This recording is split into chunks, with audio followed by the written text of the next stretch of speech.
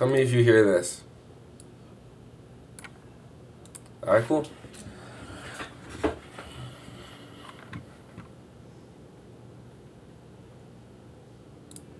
So you still here? Who knows?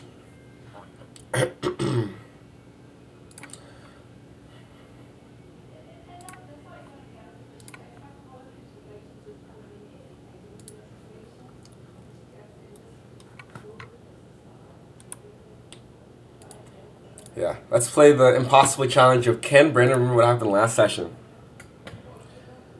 Impossible challenge.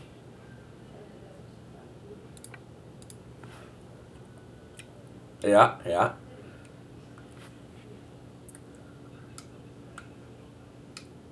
Uh-huh. Well, you shall see.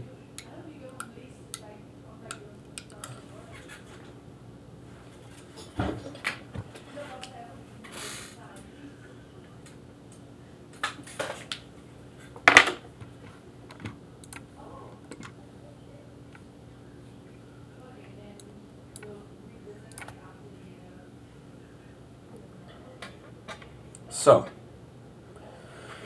where we last left off, Discordia, you left Solheim. Mission accomplished. Mansion destroyed, Malachi Blackthorn defeated. Old friends and family met, and you continue on with your journey. The last trek of this North saga, if you will. You all make your way to Ismark, the Frost Gnome village. That is where the Masked Concord wished to meet you, led by its ruler Abbas. Through travel, hail, storm, and all, tornadoes even, you all successfully made it to Ismark, met some Frost Gnomes, met the Frost Gnome leader with this large, pale beard and these sticks and leaves and birds that sit within, the bioluminescent mushrooms that sit along the shoulder of this heavy brown cape, and his polar bear associate, the village elder, Ron Gimplebelt. I repeat, Ron Gimplebelt. You all talked with them. He pointed you in the direction of your friends, led by Irina, whatever name that might be, but you understand that it was more than likely the Masked Concord, and it turned out that it is. All of them in their disguises. You met Duz, who is a female. She was, I almost said cosplaying. She was disguised as a dragonborn male. There was Lone, who you met as a man named Micah, who was the disguise was a dark-skinned elf. There's Han, a long-haired changeling, but the disguise he came in was a tall, dark-skinned man.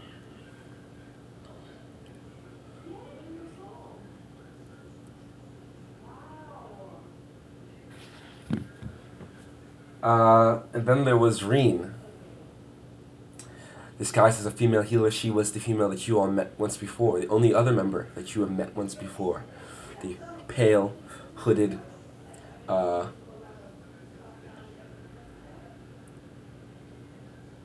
black leather and satin-robed changeling. Then there was their leader, a boss. Changeling with these lavender tattoos that come across the face and white hair with two braided curtains that come onto the side. All of them in their appearance are now pinned in story info. If at any point you need to jump up to see who was talking and what they look like, you may. But in that moment, you went ahead and had some communication with him. He relayed the plan. Pardon me, the plan. Where in the morning, at the moment it's about 6 p.m., pushing 7.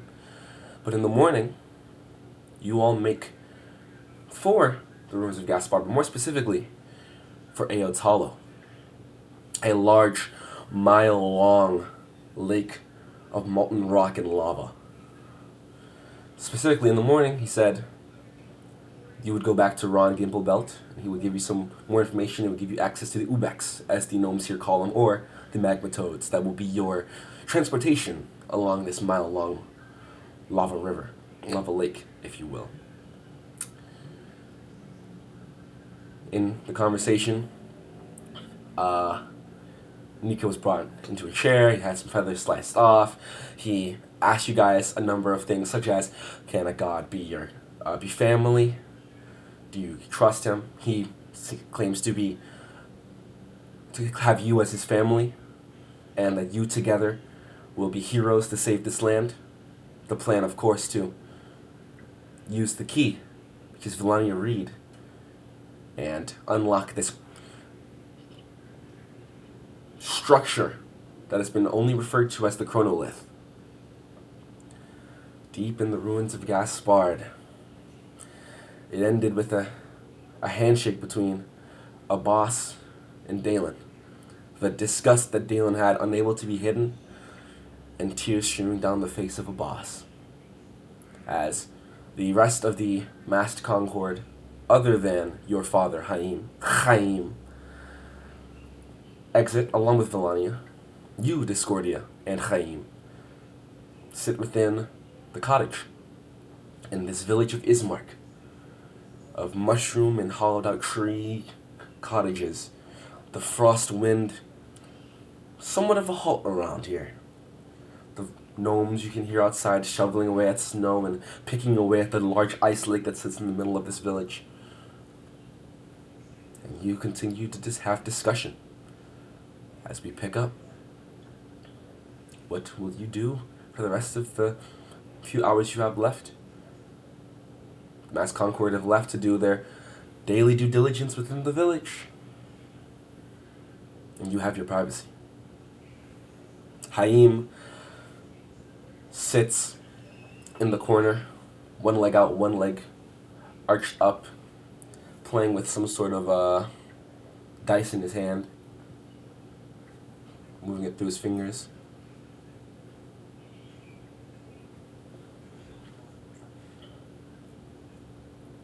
That was what I said in the recap, yes. That's correct. It is you alone and Haim. Chai.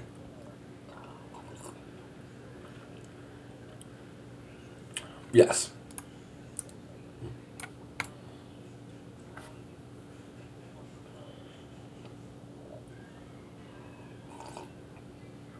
Okay.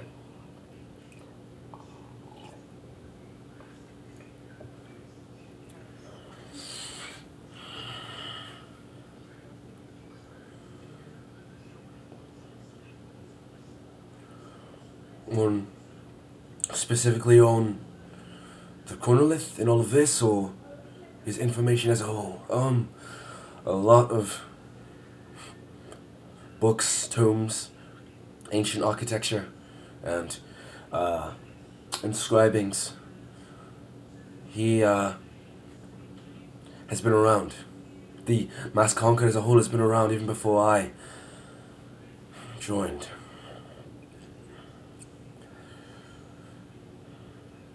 As far as honest person, it's probably within their bag of holding. The books and tomes, I mean. Other inscribes.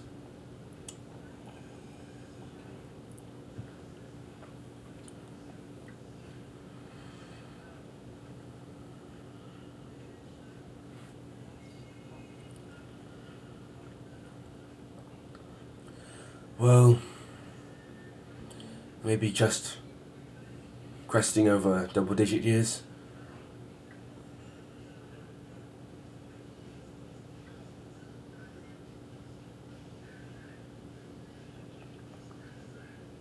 Changeling. Oh, reputation. No, my boy, that reputation's been going on for centuries on centuries. Since we've had our ties to the Fae and all of their psychology.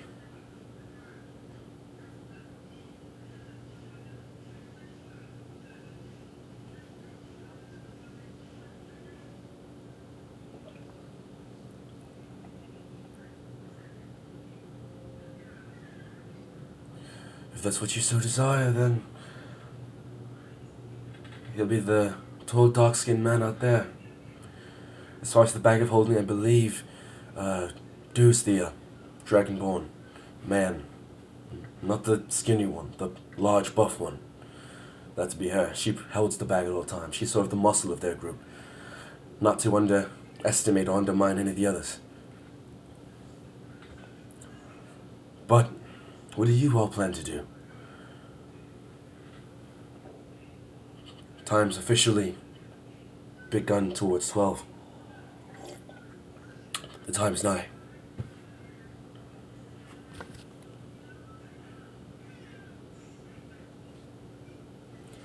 Oh. Thank you.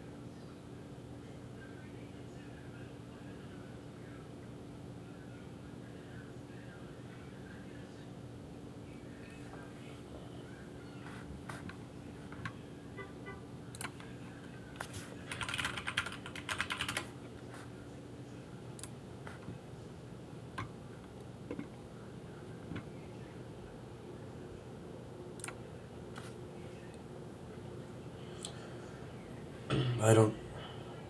I don't think you could.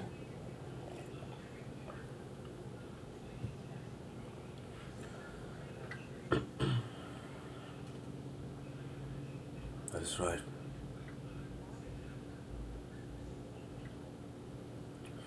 Detect magic. Detect magic would. Oh, detect magic would show. A roll wouldn't show you were screen scried or not. All right. Yeah. Be safe. Yeah. Yeah. Okay. So you, the eyes sort of glow this bioluminescent green as you scan around. I guess like a glint. Not frostmaw. No frostmaw. As you look around and you don't see the sign of a moat, pardon me, of energy that would resemble a scrying eye. You feel safe. Other than the brightness on you all and Haim, not near. Okay. It's pretty, you don't see anything. Yeah.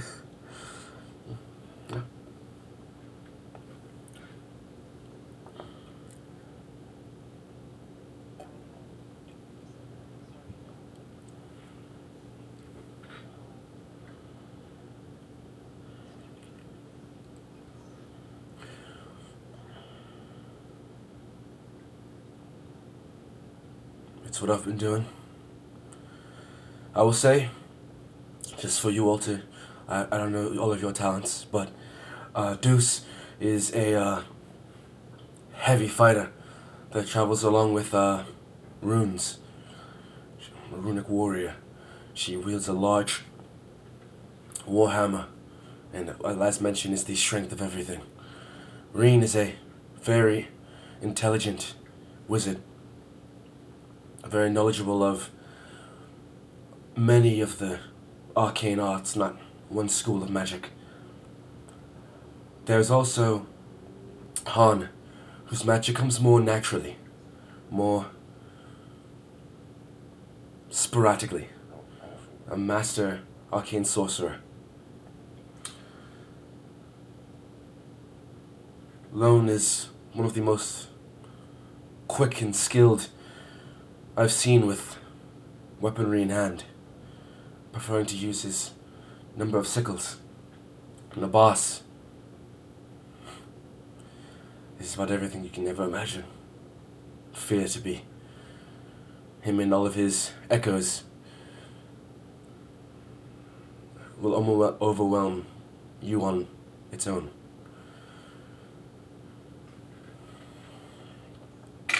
She left with the Concorde. She was taken with Deuce.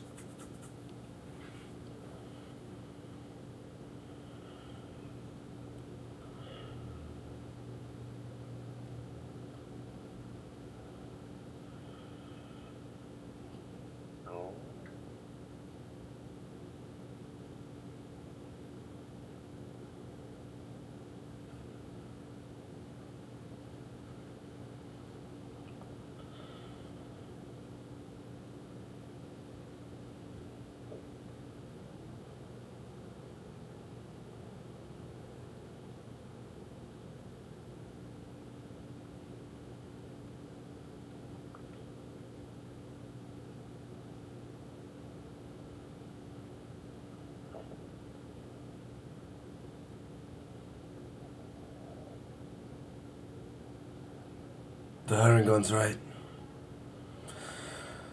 We need to make a decision. We need to do it quickly. Swiftly. The best opportunity I can see within the nigh future is we're going to be crossing a mile of lava. If there's any form of anything you'd like to risk there, that's a place to do it, but that means an immediate chase along lava. It may be able to do damage to some, perhaps. It's an idea. Anything else, of course, I'm all ear for.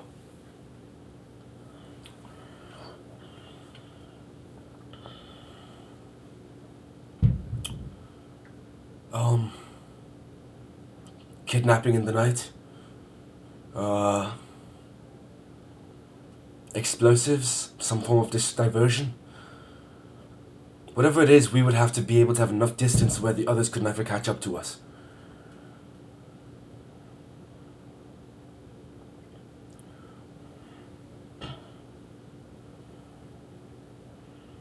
They know nothing. As far as they know, we're a group of 7, no, 11, 12 travelers who came through and leave by morning.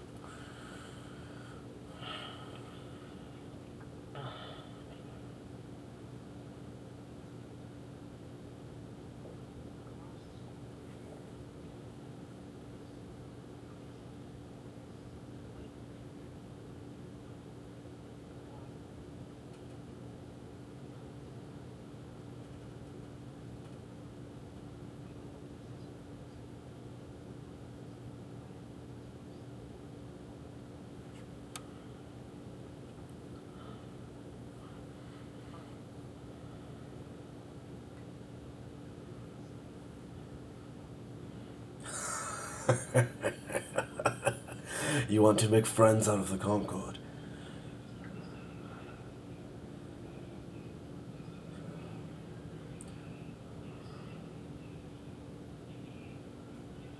Look, if you believe you can make friends out of these lot, you would have to show me something I've never seen, I will never see in my life. Because I've never seen a more tight-knit group than these 5. They are a family.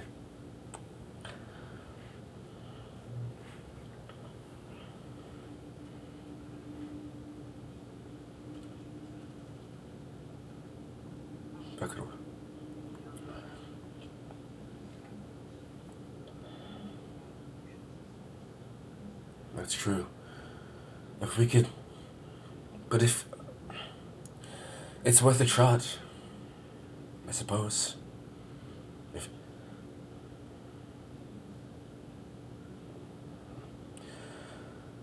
I feel like at this level, we get one shot at whatever we do. From there, it's a race.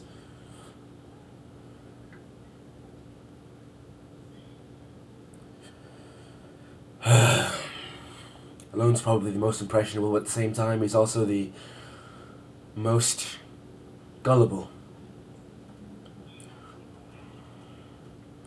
Yes, they have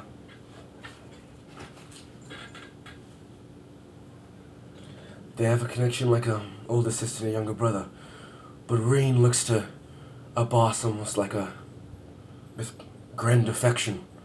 She's probably his most loyal right behind hers. That leaves Han.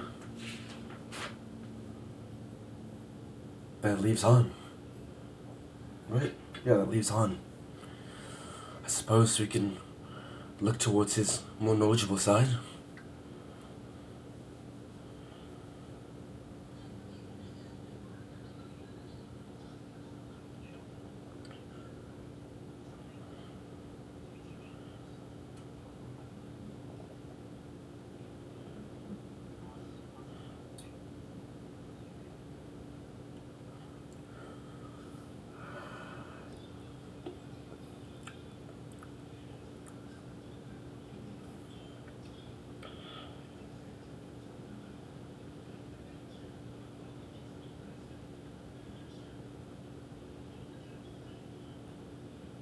That's a.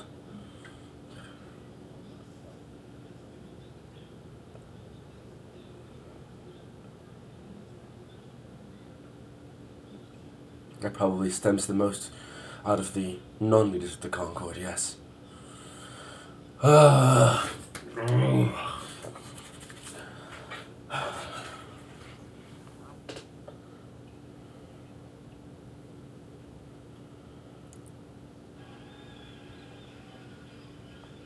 Yes. Very well. They travel to the point of retrieval. The point from which the ritual begins is about 3 nights, 4 days.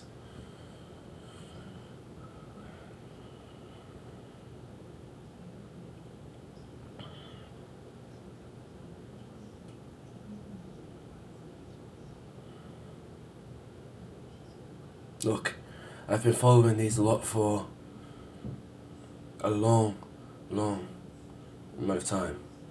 But I've been keeping up for about a few months now. I know, to you, that may not be a whole lot of time, but it's been a lot of time. It's been rigorous, and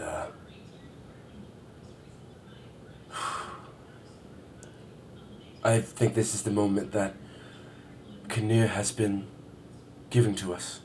The opportunity for us to attack with.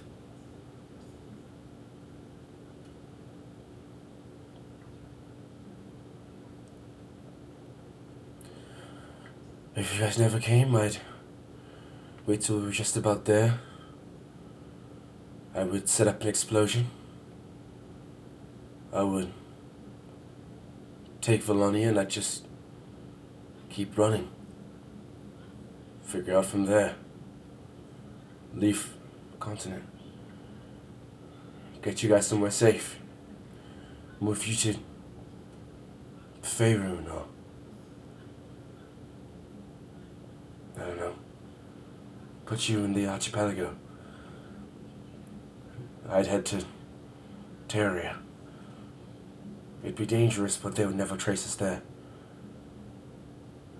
Hide in the dunes and live out my life there until I figured out something to do.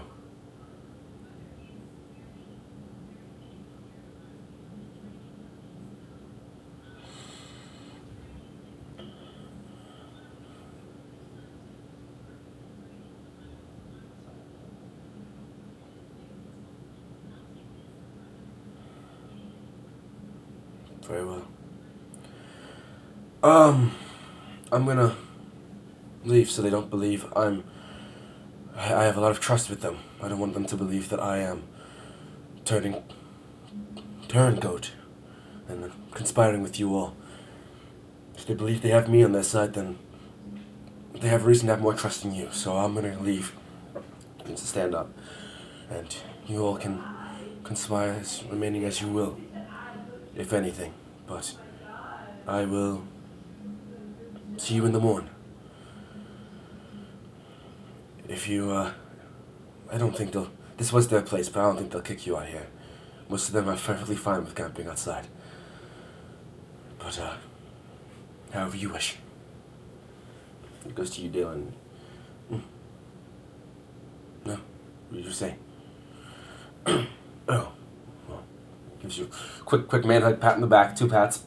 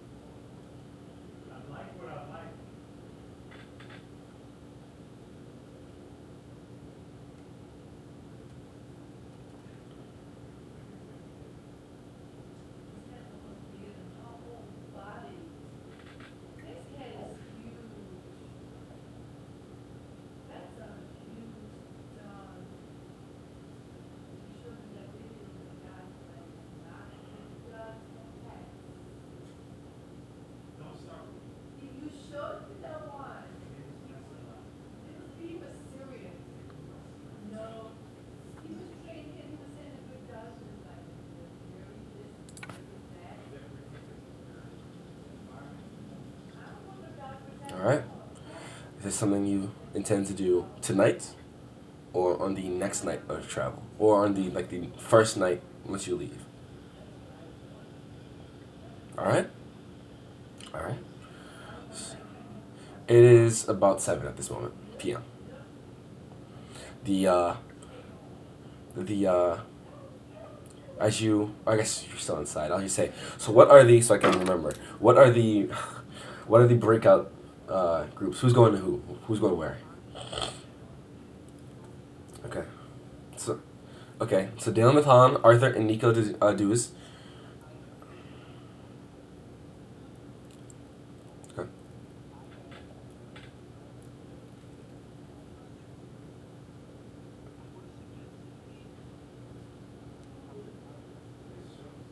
They did say they went to go read together. Okay. Okay. So Fauna Taiga, uh, and Reen. So OVX. Oh, good lord. Dalen solo on Han. No, Dalen Esker on Han, and then Nika and Arthur on Deuce. Okay. Um. Uh. Let me get. Let me go ahead. Yeah, that's what I'm gonna do. So let's go ahead and do Cam, Cam, uh, Luke, and Team Indy. Give me a D20 rolls. That was actually the opposite of what I was going for. Yes.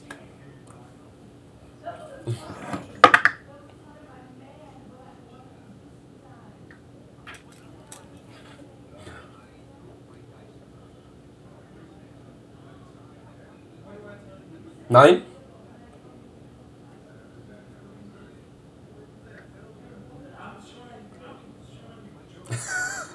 Your teammate can roll for you if you so desire.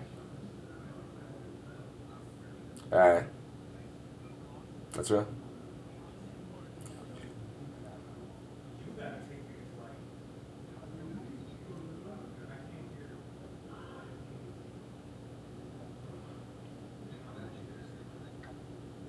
What'd you get? What did you get, Tiger? 6? Flat roll. Okay. So I rolled a d20, and the d20, the number that I rolled is going to go in order of who was closest to that number. The number that I rolled was a flat 9. So it's going to go Dalen and Eskra, then Arthur and Nico, then Fauna and Taiga. So, so, uh, there you go. Yeah. There you go. There you go. I rolled. Yeah. It's good. Eskra and Dalen, give me a perception check. You're looking for a tall, dark-skinned man. Oh, you could. Okay.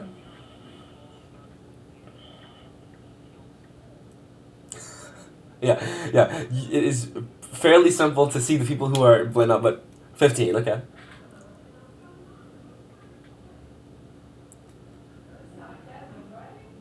Okay. So first with the detect magic, you see uh, on the 5 individuals. Well, you can only see at the current moment 3 of the individuals, but you see 3 of the individuals that have some sort of magical weaponry. There's one that has 2 magical rusted short swords to the side. That it comes from a bronze dragonborn. You see a woman off to the side who's kind of outside of the village, kind of standing in the snow. Who has this magical. Bits of the clothing, pieces of the clothing are magical. They're like patches of the clothing that shine brighter than others. And then you see near the escaping forest to the right side, kind of just leaning against one of the large trees in this village, with a book that is magical in their hand. A dark-skinned human man that you would recognize it to be Han.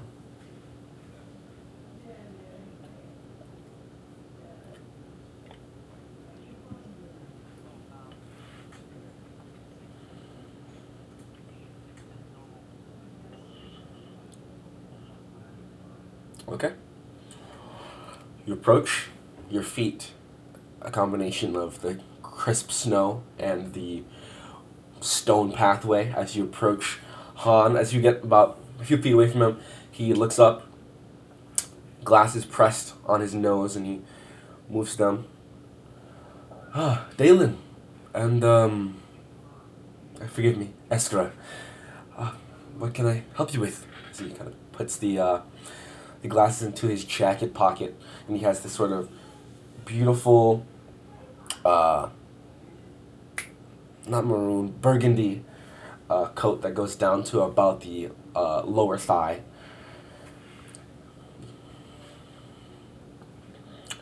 It's just spellbook of mine. I don't necessarily use spellbooks with my nature of magic, but I borrowed this one from my friend up in the tree over there, and I like to see spells, a number of transmutation, turning things into other things, making ugly things beautiful, and beautiful things ugly.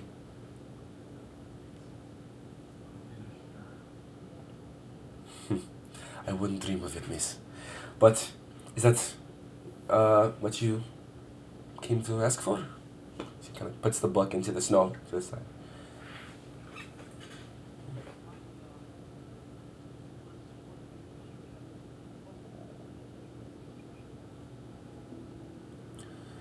They're in the group bag of holding that goes over yonder carries. Why?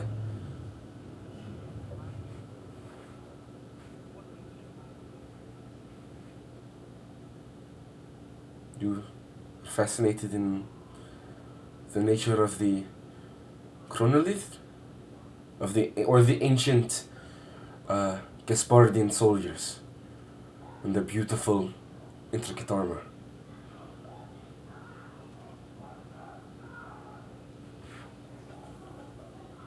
Well, you came to the right man.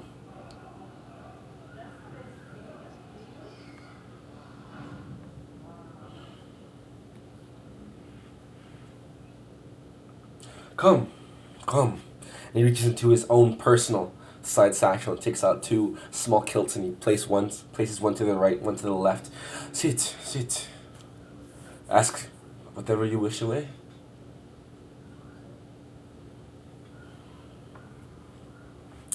His long black strangly hair, he kind of puts up in this large bun that sits in the back, and he says, "Ask away."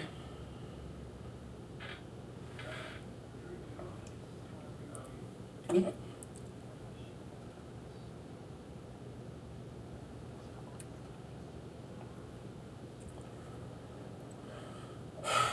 were certainly the one that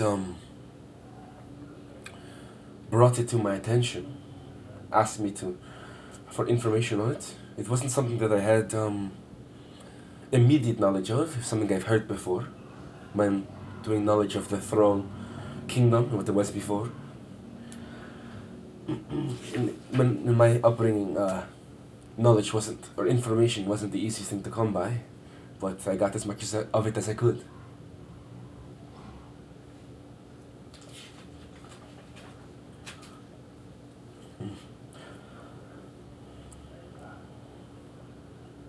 And what would that be?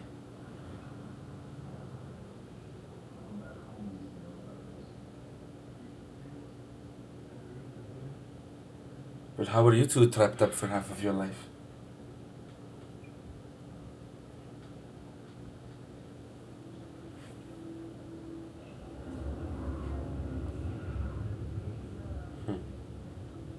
Well, parents are so ill important. They mold you like the snow. And he digs up a handful of the snow and he turns into a ball. You can be so round and pure when you're molded by someone else, but all it takes is someone to have a bad day or not have anything good to have about you, and you can just you're back to being nothing. That's how it is. That's how it has been. But when you are turned back into flakes, you can be molded again and again until you realize that you aren't the ball of snow. You are the flakes themselves, able to be whatever you so desire. People, all races are so quick to turn on each other when they don't have similar ideals. But isn't that what makes... Isn't that where the small beauties of the world, this dark, dark world, shine? In the differences. And this world we will create will be a world where those differences can shine bright. Where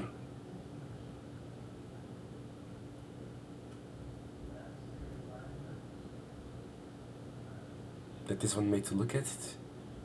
But in this world that we will make, how could you, in the normal societal structure, how could you ever make your name above others when you are so often shunned? When we live in a world where there is an entire kingdom that the elves alone may rule. How can someone like, looks to you, Dalen, like us, thrive in a situation like that? But we have, isn't that what this is? perseverance and determination to make a difference. Don't you see? He takes your hand, Eskra.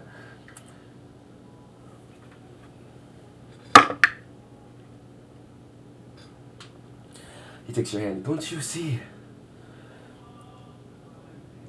We will now use this as our opportunity to be on top. You have to. Roll an insight check.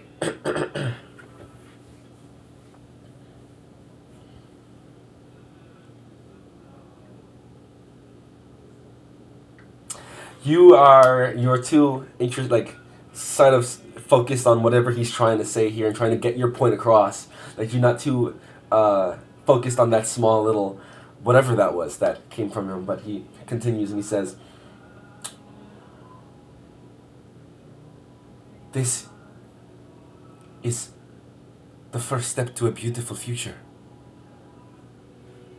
The first step to a future where we can live on top, but it won't be a monarchy. It won't be we won't rule with having everyone grovel at our feet. We're going to make a future where people like us, everybody can be interwoven so that it can snow."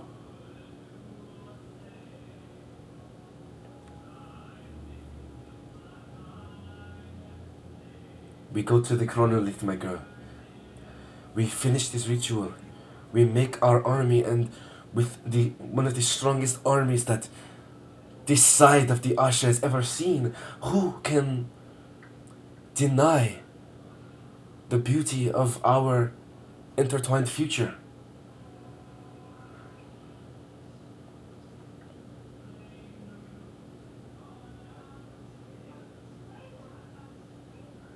We don't need to use.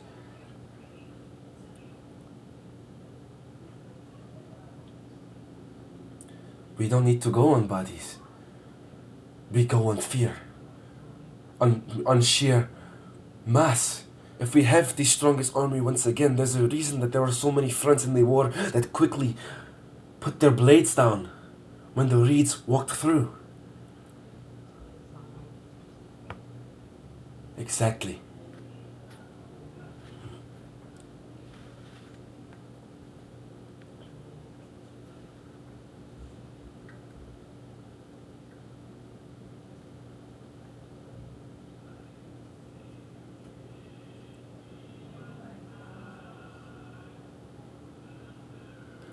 If we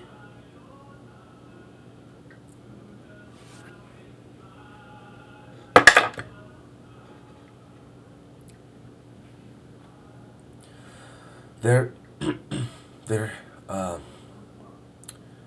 there's a thin line that you have to cross.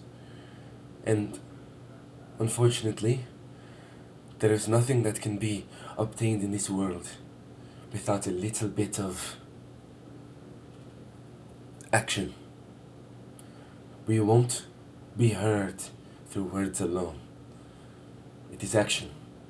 And if we have to make a few snowballs along the way, I'll do my best to make sure it doesn't happen that way.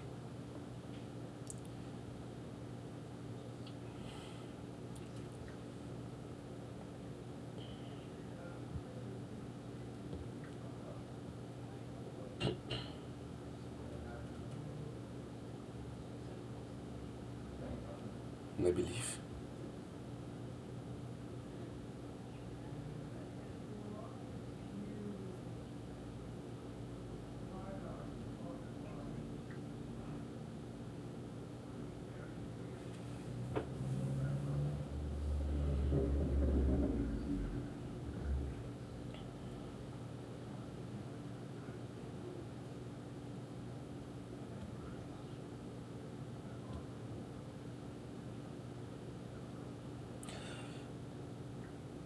A God's power comes from the mass of her followers, of their followers.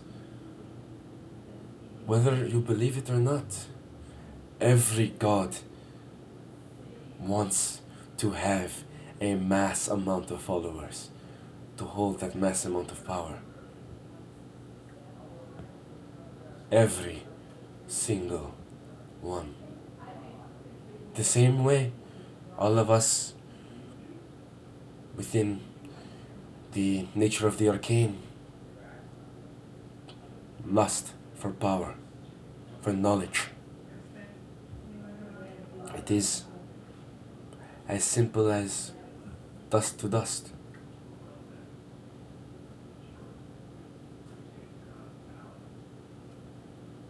Yeah, think on that one. Stands up, takes his book, dusts it off. You can keep the quilts and return it to you tomorrow. If anything else, I will be down by the lake. So, Lady Yaskura, say Delin. I will see you around. He begins moving off towards the lake.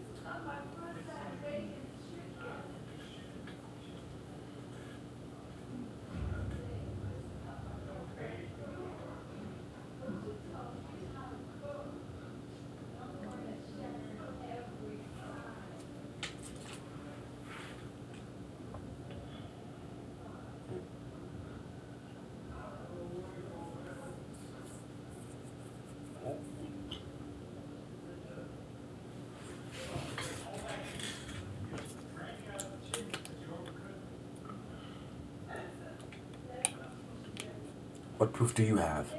You think on as we move over to Nico and Arthur. At the same time, you exit and you are looking for a large uh, green dragonborn. So both of you make perception checks for me.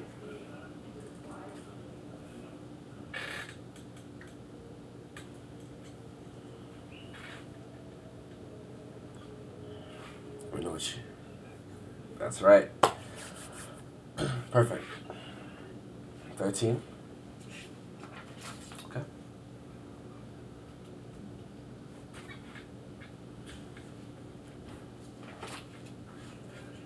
That's right.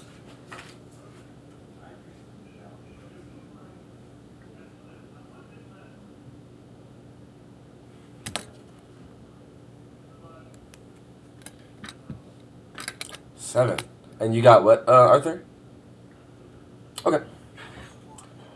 Right, right. So as you two look out, Arthur, you kind of scan around. You don't see, but the first you hear rather the sounds of as you sort of look in that direction. You see movement, the glint, no frostmaw, of metal that sort of dances through the bits of the forest, and you see the dragonborn the male dragonborn figure that is so that did you know to be the figure of Zeus.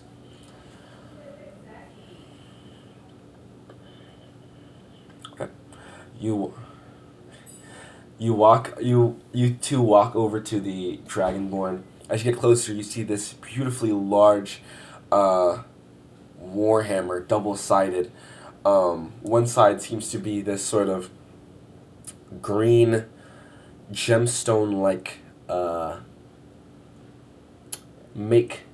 In fact, a lot of it seems to be some sort of gemstone, like a jade or an emerald sort of blade. Sorry, not blade, like a hammerhead that is being swung around as you approach. The hammer goes up and it turns and points towards you about an inch or so from, I guess, whoever's in the lead in the front, so probably Arthur since he had the highest perception. Points out towards you. Yes?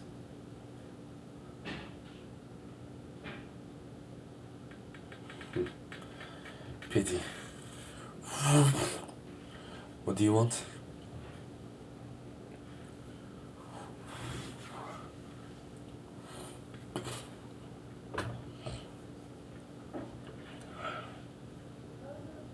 Shoot.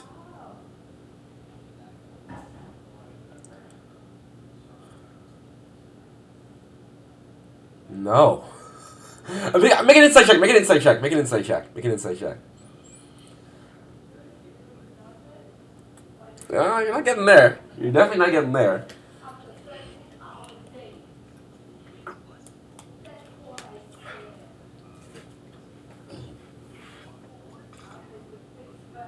$24. Um, Based off the size and the sort of brawlic tone and nature of this creature, you assume it's probably some form of, if any music at all, something like a warrior's tune. So something that's probably quick, something drum heavy, more than likely, something that gets into the mode quick of getting into the mindset of a warrior. Begins to move uh, deeper into the forest, expecting you to follow behind her. As she walks behind the dragonborn form, walks behind one of the trees, it emerges from the other side as the normal figure of Deuce, but similar to Dalen, with a more skin-like complexion and similar hair, but this time black, and the eyes no longer all black, but with a default brown pupils in each. As he comes back around, moves. What do you want? Yes, this is my name.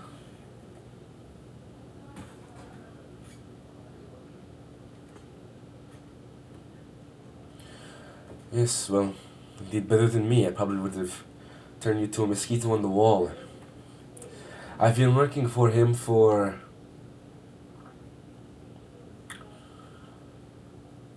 a few years now. He found me when I was being crushed to death along the iron spine, the grey spine, the grey spine. When I was left by my troop. And ever since then, I've been right by his side. I was there at the beginning of all of this.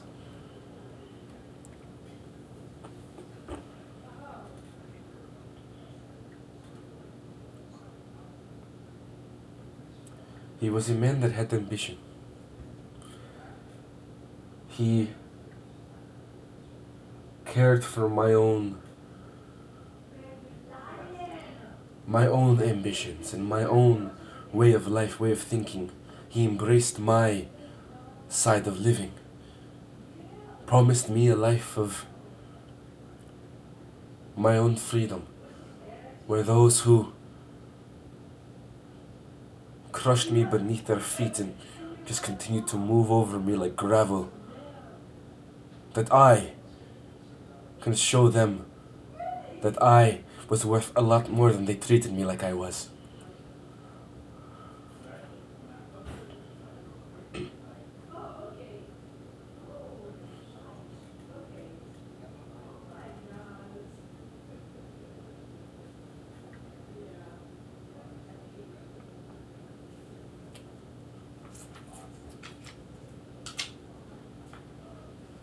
We are all related to it.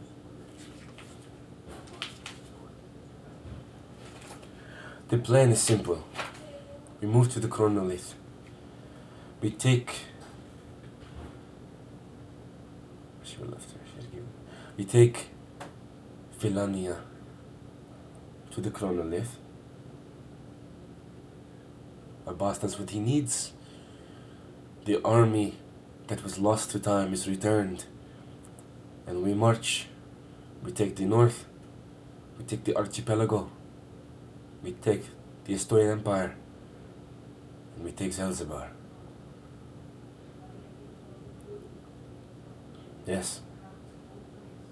To be by the side.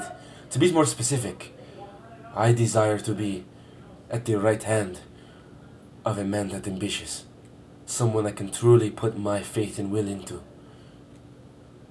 A hero like that.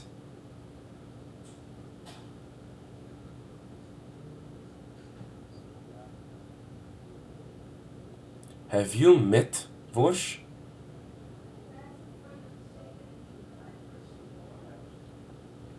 I'm I'm certain if you ever met him, I'm certain if you ever met him, you would know that putting his head among the others that he has stolen from this world, of people who even look like me, would be an honor to everybody in this world. Vorsh is a horrible, horrible man and a pitiful excuse for a leader. Yes, we are. Well, a boss is, at the very least. Well, your name was Nook? Nico. Well, Nico, you are now entangled. His vision has been very clear. You are a part of this. There will be a throne among us that will have you, and you, along it. That's right. Like a large chair, yes.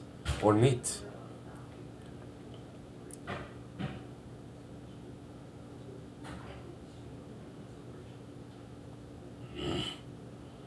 Make a persuasion check.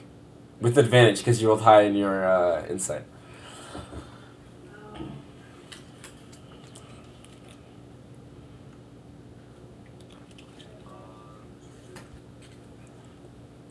18.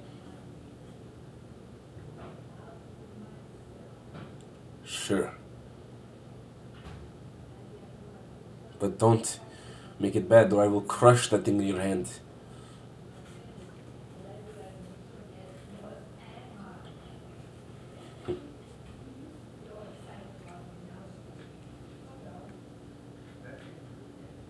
To us. To us.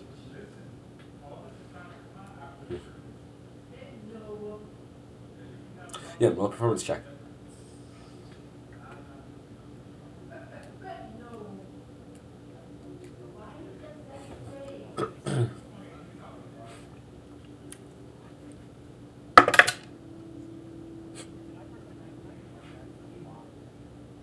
Sure.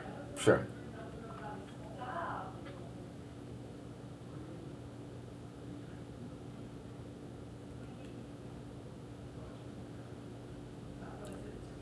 Plus? So 11? Okay. So what does this music sound like?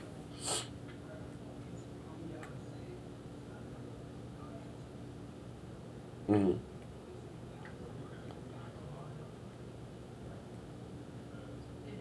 Okay. Okay. Yeah. Sure. You begin to. Uh huh. Uh. So as you begin, uh, at first, they go,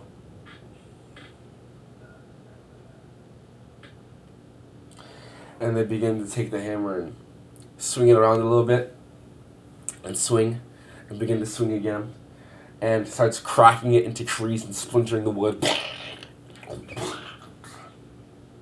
That is not too bad, Erokokra.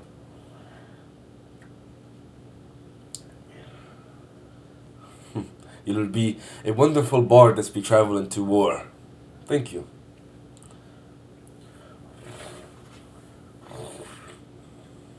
Hmm.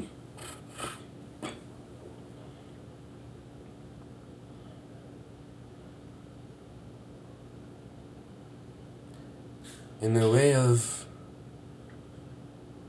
beautiful victory. Beautiful victory. And a way that shows that our people were wrong to be trifled with.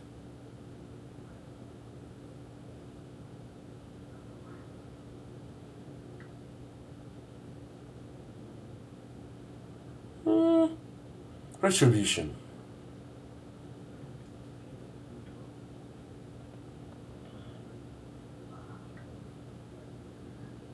I agree. I agree. Hmm.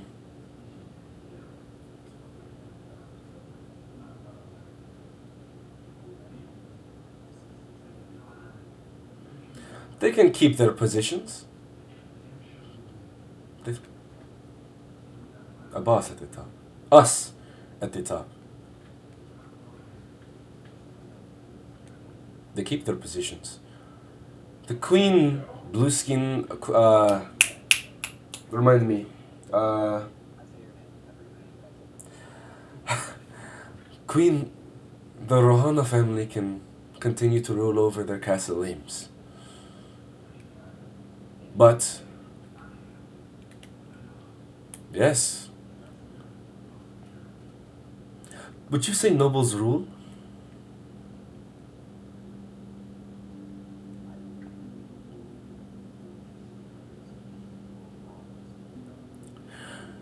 So, what happens if you rule a kingdom and then the king or leader of that kingdom worships a god? Is the god the ruler if they're following their lord's commands?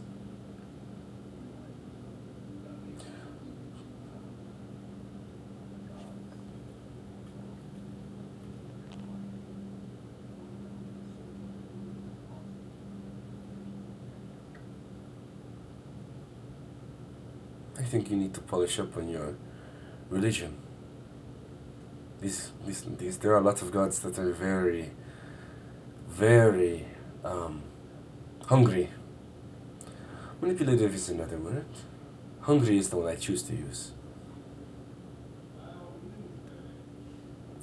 So how do you not equivocate?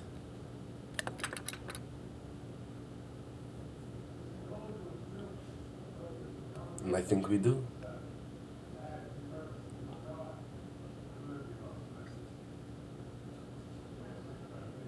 He's ambitious. He's intelligent. Like I mentioned, I would have squashed you like a mosquito the same. No offense, but you have a lot. You just have a lot of maybe it is your voice. You have a lot of annoyance in your undertones. So far, it seems fine.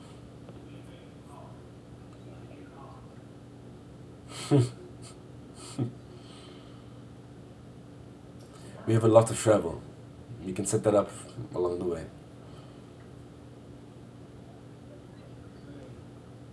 Mm,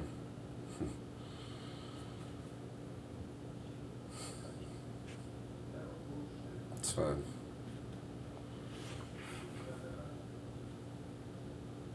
Are you gonna use the phrasing of the oppressor becomes the oppressed? The oppressed becomes the oppressor? Is that where you're going? My ambition is to have the people who don't have a lot to say to be more free.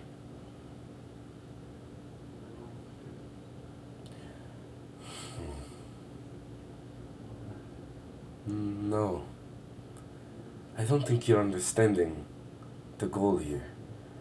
Freedom, democracy is a better term.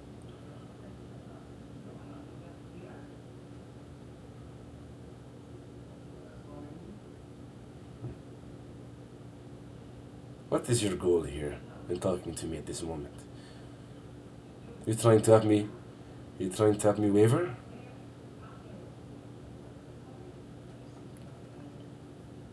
I think.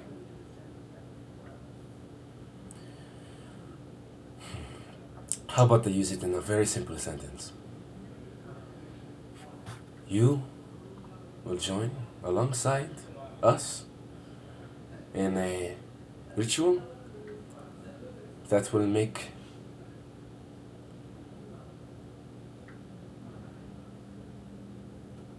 improbable possible. Tell me, have you ever had any desire, either of you, to be on top? Any desire to Let people know that you are worth more than you were ever intended to you were ever intended to in life, in their eyes. What happened?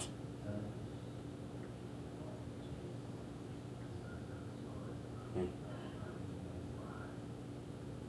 And what is your definition of just? Because there is no one definition of just. That is right.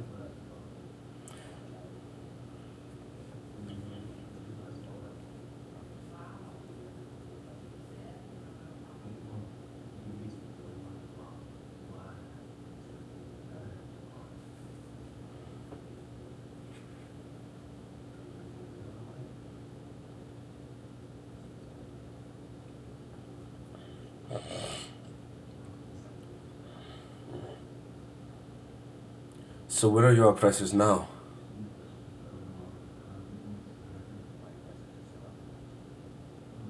And how do you feel about that?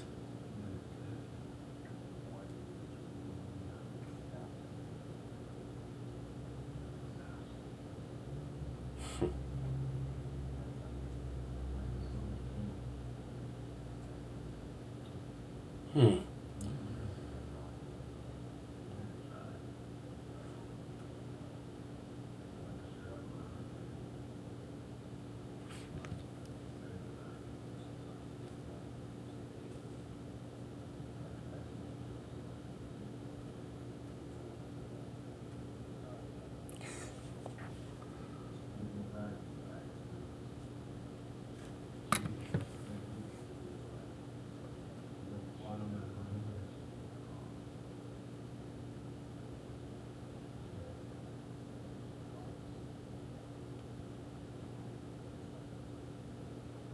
Kinnear.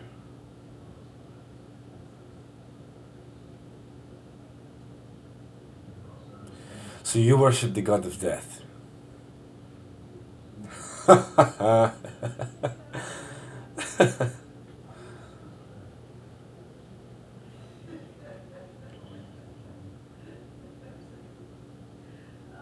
Yes.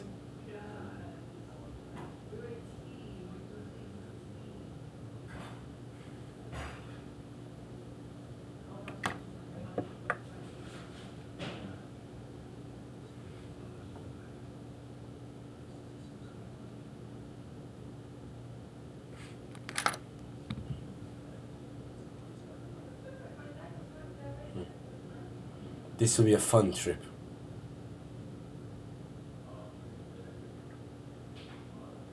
She turns around, kinda twists it around. Thank you. Jams into the ground and it scatters to snow.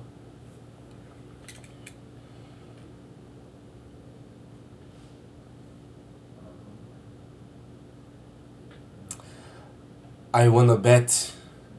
I wanna bet against this very, very annoying woman back in Faerun.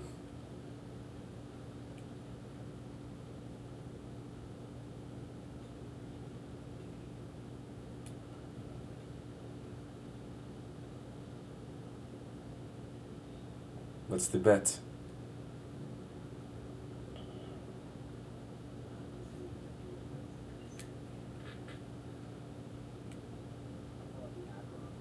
Mm-hmm.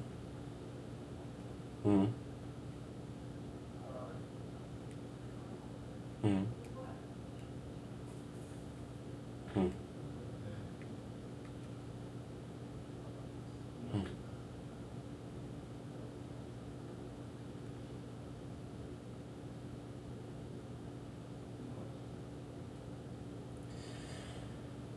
You see, it's very interesting. But you're good friends with Dalen?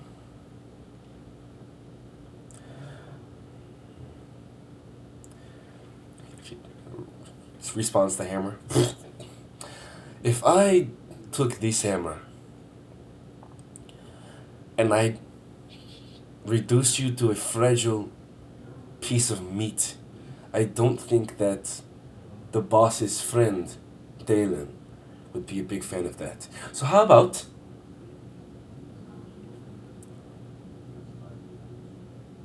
hmm,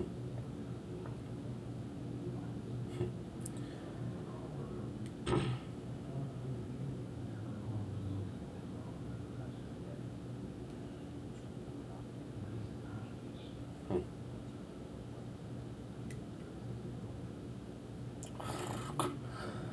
hmm, sure.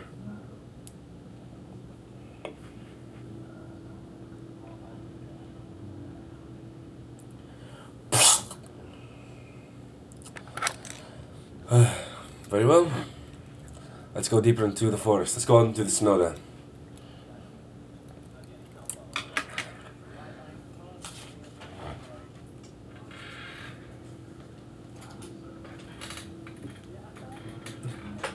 I mean, yeah.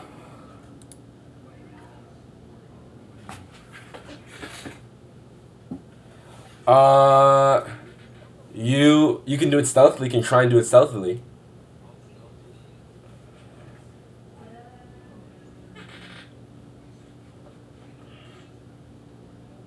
You mean what the duel is?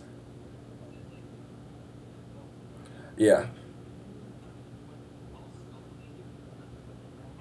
Make a sleight of hand check.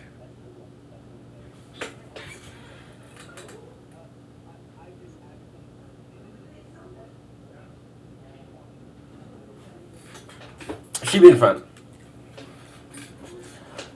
Yeah, she's in front. It's up to you, I guess.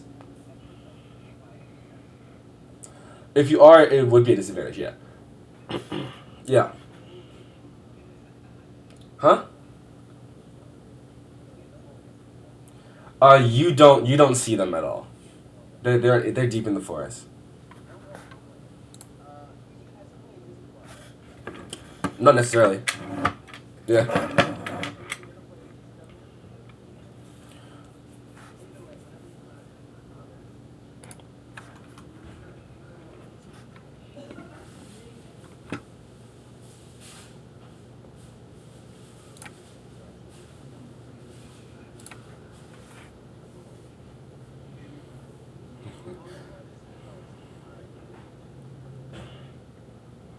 Okay.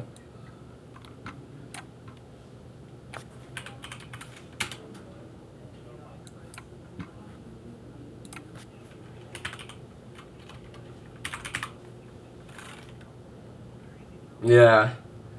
Um.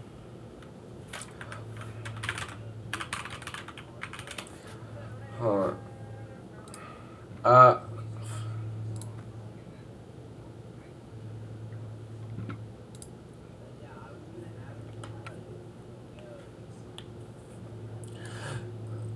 Do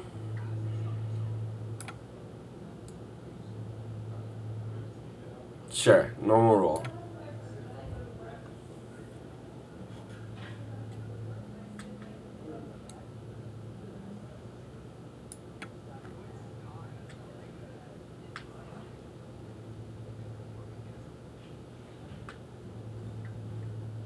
So what'd you roll? Okay.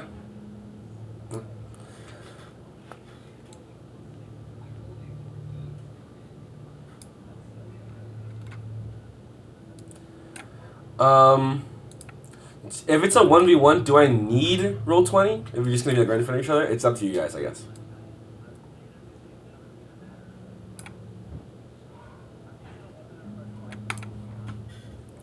Okay. Then let me yeah.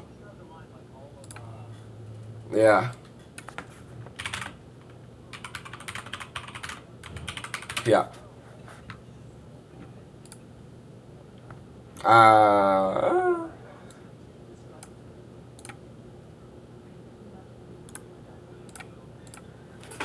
so go ahead and roll initiative, Arthur. As you go out into the open snow and uh I mean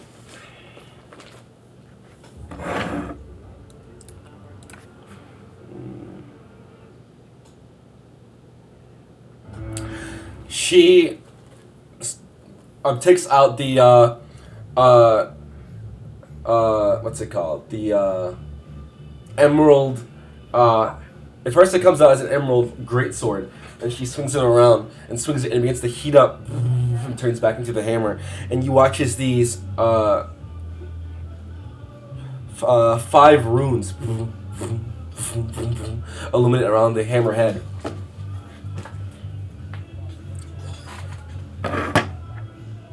Sure. All right. You got next. What? What is your total initiative?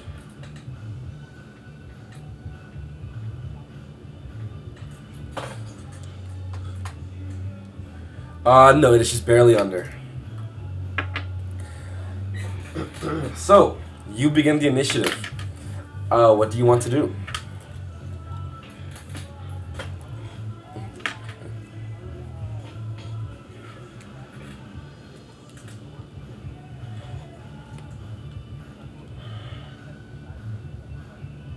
Okay.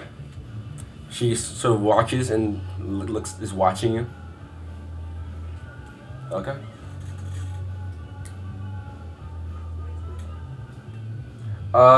22 does hit.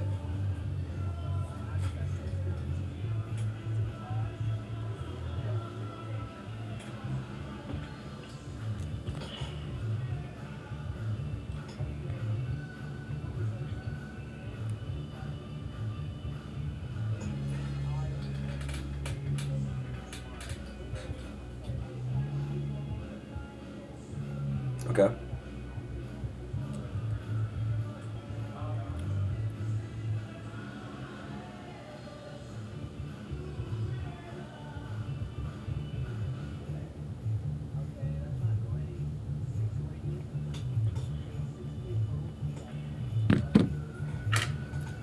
Okay. So what was it? What was it? Sorry, 16. Okay. Okay. Yeah, go for it.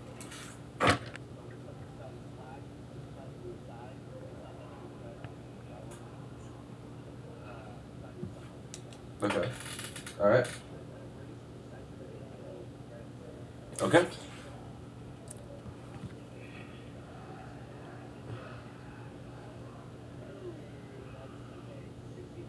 16 misses. 16 misses.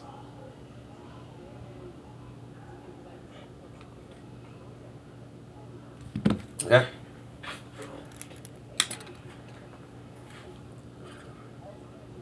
22 does hit. Yeah.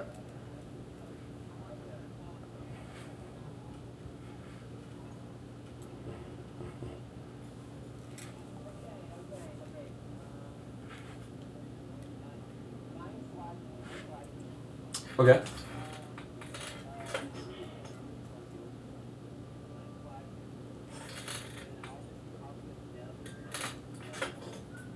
Okay.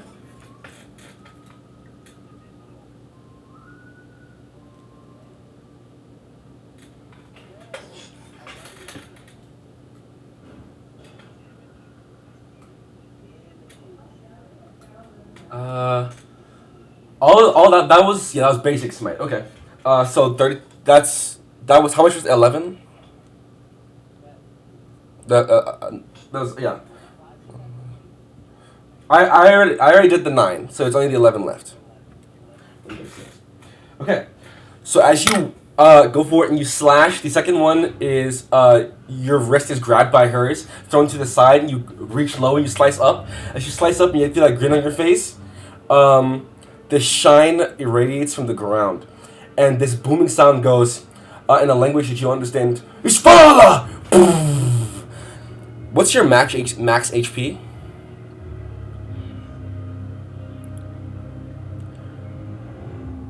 150. It's not a reaction. It is a triggered effect. Uh, Out off of the. It's not actually. It's fully normal. What is it? Actually, let me make sure. Actually, let me make sure here. Let me make sure here.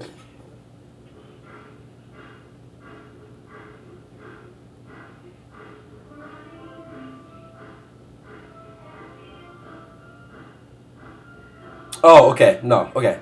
So yeah, so make a dexterity saving throw.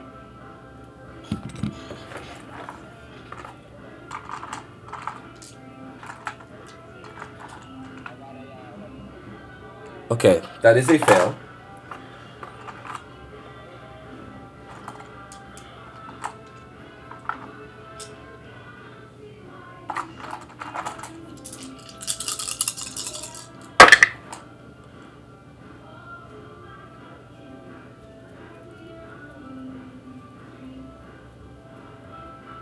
You take 28 points of, where is it here? 20, 28 points of fire damage as you walk within the range. One of the runes on the blade, and it just and it irradiates off of you. You sense that it's not necessarily from the hammer, but from herself. It seems like a spell was triggered. You're not too aware of the arcane, so you're not too sure. Um. So, end of your turn. Okay. It is her turn. I don't know if there's any.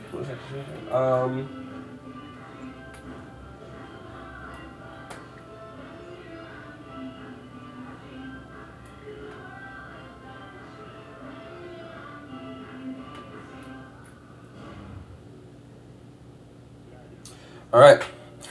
She reels her hammer back and says, "My turn." Uh, does a where is it? That is true. Um, 25 hit.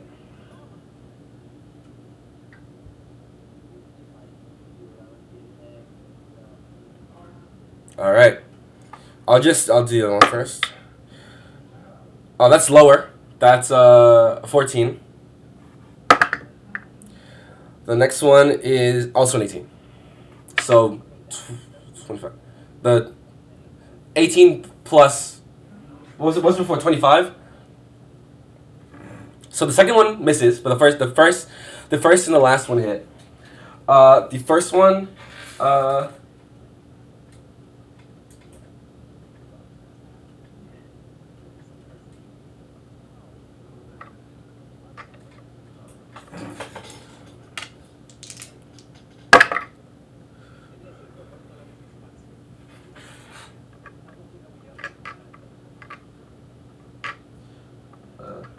you take 15 on the first hit.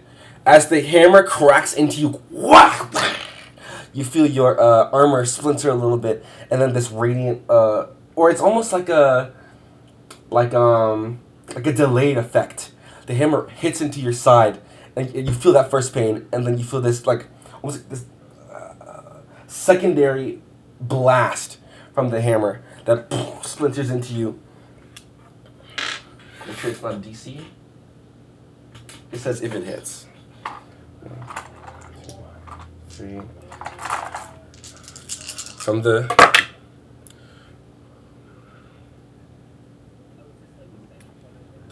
13 points on the second one. 13 points of force damage from the rebuke strike, as it whacks into your side and you go to the side. I don't think you actually move at all though. Yes. Whack. She doesn't have any snow. The second one. Well, the second one misses. The third one, so he hits the first one. Whack! She goes to try and swing above head, going for your skull. You get low as the hammer swings right. She brings it back and wham! Brings Reinhardt straight down on you. That one does earth shatter on you. That one does 15 points base. Um,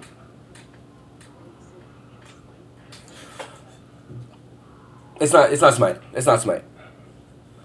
It's the rune. They are a rune knight, so there are a number of runes that can be activated per hit.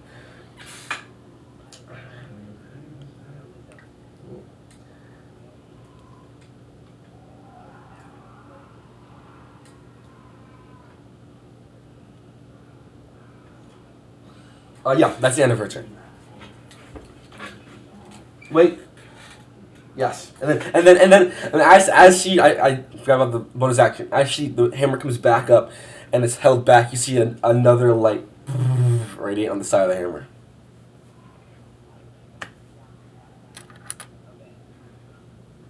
It is your turn. That's the end of her turn. She goes back. Hmm. She says. Still standing. You got heart. Give me some more. As she kind of feels the large slashes on her midsection. She's looking good. She's looking good. She's looking good.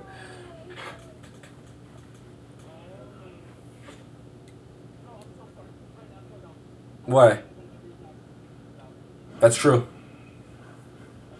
You know for now. You only missed one anyway.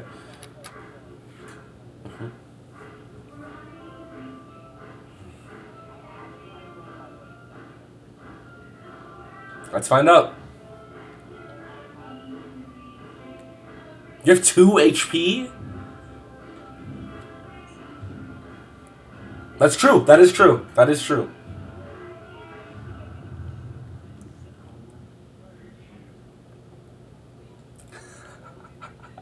Soda cola.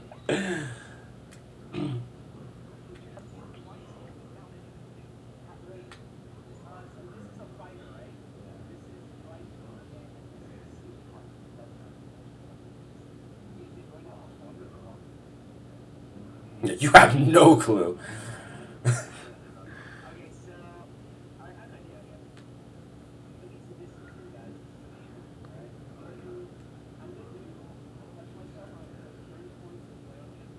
Okay.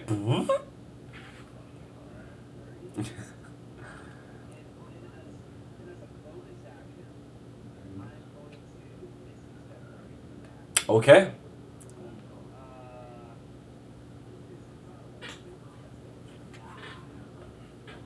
All right.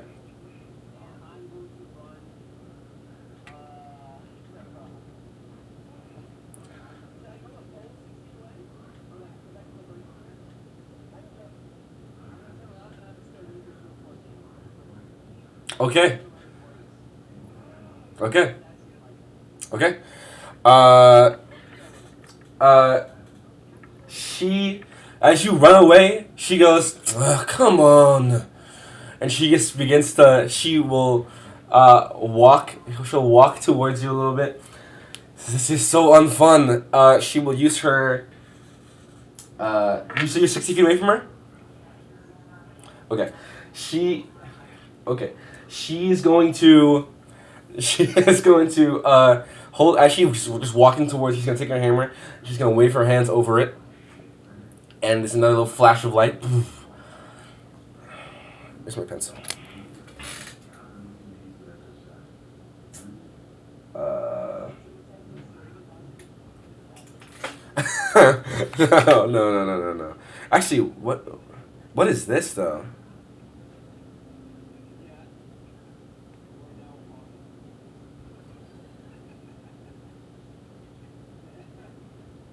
Ah, it's touch.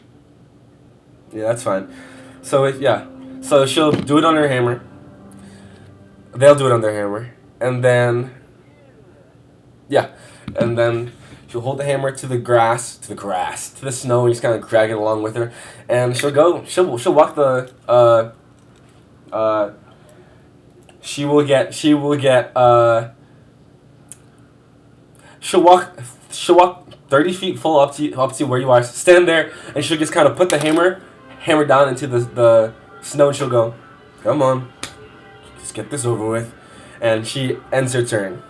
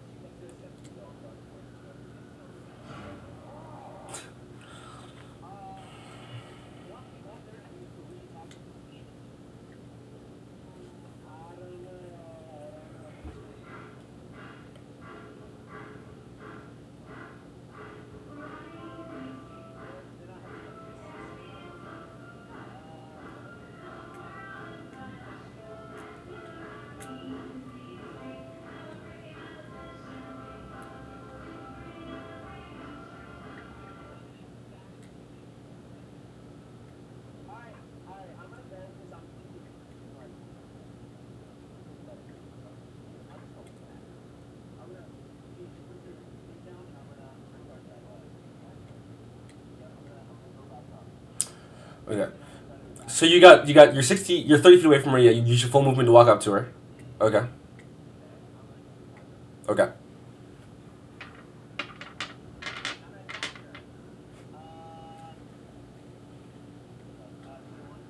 21 hits. Is that with advantage? Is that with advantage? Yeah. Hits.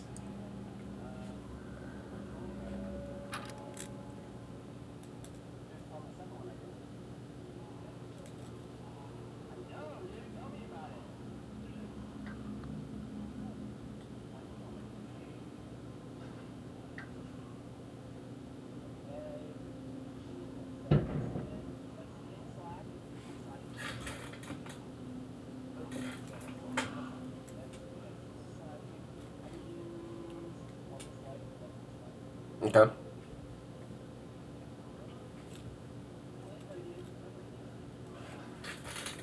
Okay.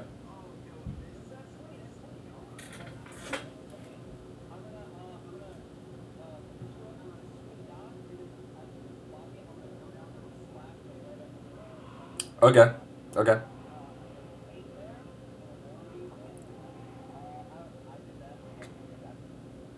Okay.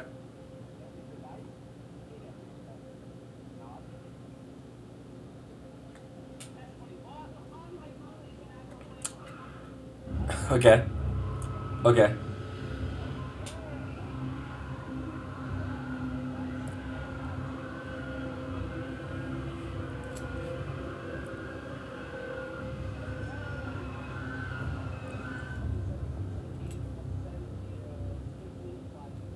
Okay. 15 slashing. Okay. Okay. What was the first one? 15? Yeah. Okay. Yeah. Tell me the total.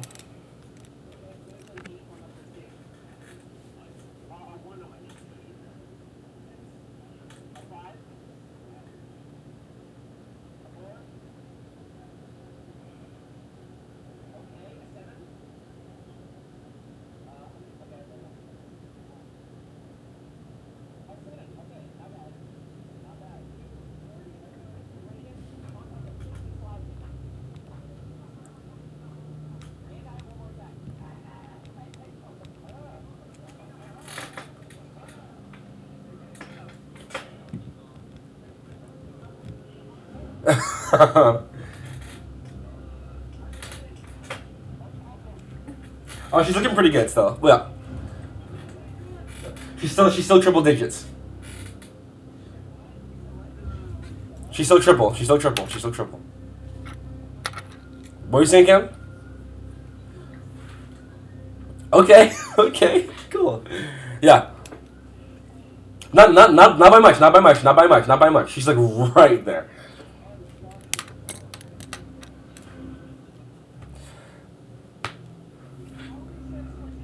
She is the muscle and the right hand of the mass conqueror. You are. Yeah.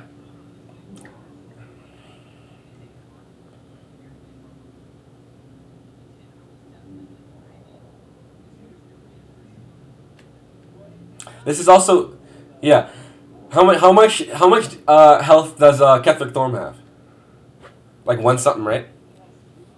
He's got like one something. Yeah, I don't think he has two. It's like one something. It's like 178. The God form is like 200. I don't think anyone who wants to play Baldur's Gate would have played by now. I'm sure. It's fine. It's fine. It's fine. It's a post game discussion. Post game discussion. Yeah, I don't think he's in the two legends. I want to say he's like 170 something. 24, 25. Oh, hits. But what's the? Wait, wait. This is your third attack. Okay, okay, okay.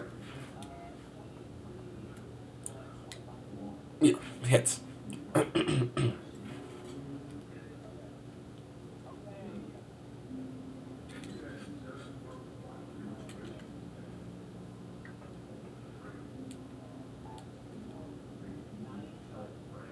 9.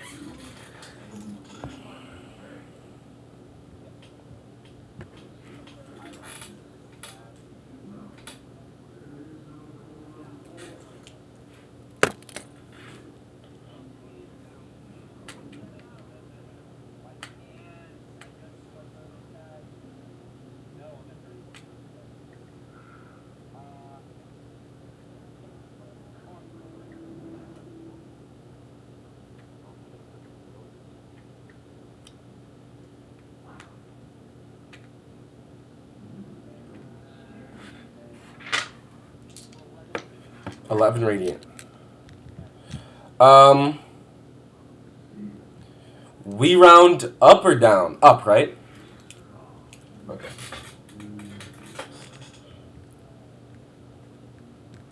Okay. Gotcha. Cool. It's close. Um, no, so, she is resistant to slashing, but it doesn't count because he's using a magic weapon. Or else he would. Yeah. Anyway. Okay. So upon is that your turn? Anything else? So after, I don't think you can run away. I think you still have your movement. So as you do your 3 slashes, and you strike upwards, she, as the hammerhead glows one again. Make a dexterity saving throw.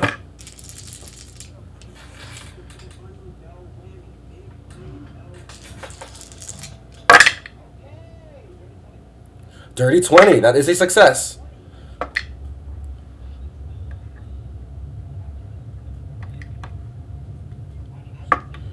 Dang, bro. Stop all that. Oh my gosh.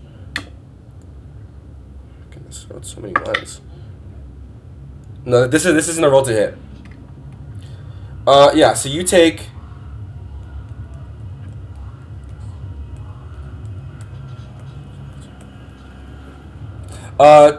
28 fire damage reduced to half, so 14. 28 fire damage reduced to half, so 14. What's 28 divided by 2? 14. No. 28, 14. So the flames from the glyph explode towards you, and you brace. As you look again, she gets low and she takes the hammer like a battering ram and just hits you in the midsection, or attempts to. That is a 23 to hit. There you go. There's your shield. So your AC is now, so I know. Your AC is now. That is way worse. She'll,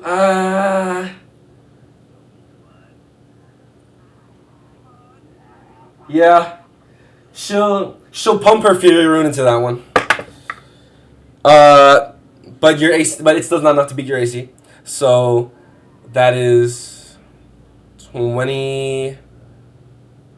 Yeah, that's not enough. That's not enough to beat the AC. And then this one, that is a 26 to hit. Okay. She used a Fury Rune to get advantage in the second attack. But she no longer has the Fury Rune, so she can't do that again. No, well, yeah, she rolled advantage. It was a 2. The first roll was a 2. She used her Fury Rune to roll advantage. It was a 10, which isn't enough to beat you. Is not enough.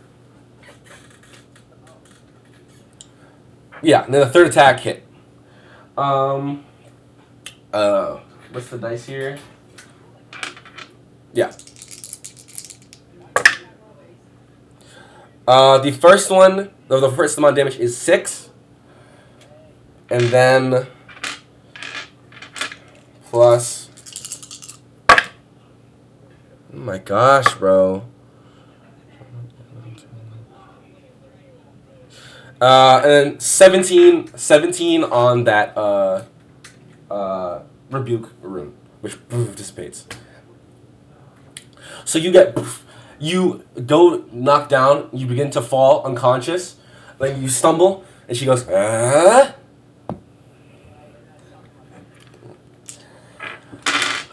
Come on. Come on.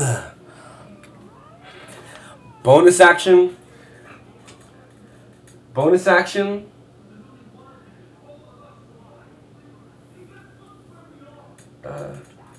Yeah, she has a bonus action. I'm choosing if I want to. No, no. I want to. I'm going to decide. Uh, I'm gonna give you. Yeah. She has 3 actions. She doesn't have a bonus action to do any damage. I'm thinking about what she's gonna do for her bonus action.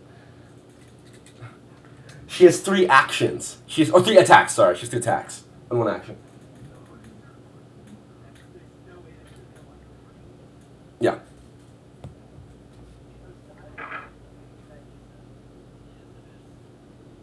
Um, bonus action. She's gonna go around. She's just gonna go over and she's gonna put. You see another rune burn into one of the things.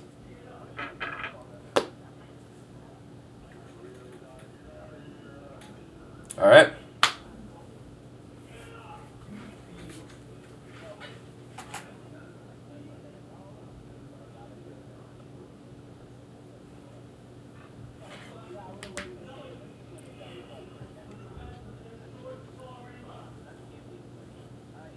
Mm-hmm. Disengage should be your action.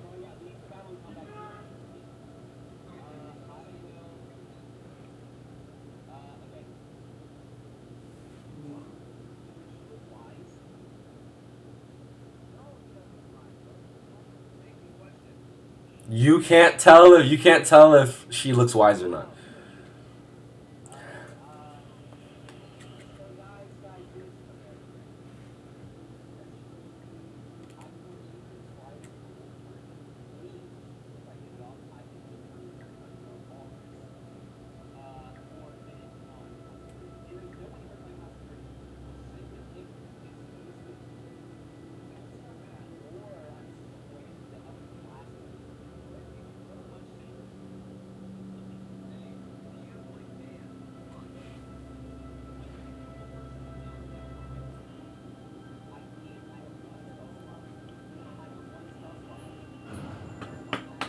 What are you doing, Arthur? What are you doing, Arthur? What are you doing?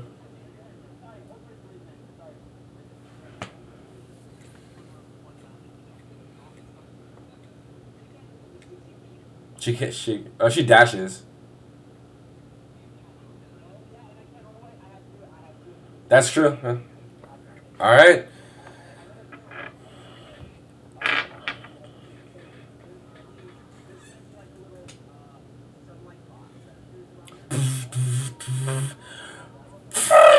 Okay. What's the? So first things first. First things first. What is the condition? What is the condition that is being afflicted to her? She's being charmed, or she's being stunned. What is the?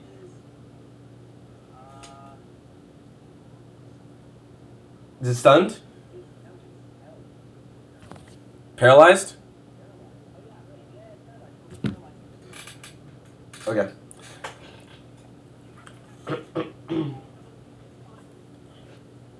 Okay. And what's the DC wisdom?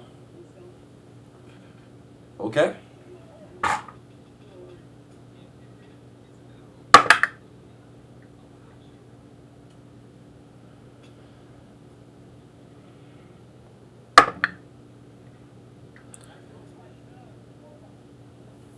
One of the runes burns away. It doesn't really matter. Actually, it wouldn't matter. So I won't even need to do that. The first roll was a natural 18. So as the chains reach up and grab onto her, and she holds her arms get taken down. She goes,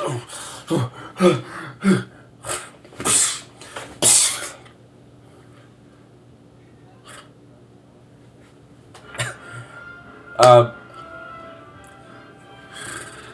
the light scatters.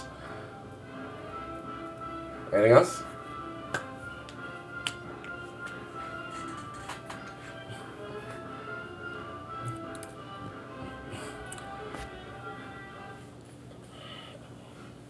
Logan did good. He hit every time he needed to.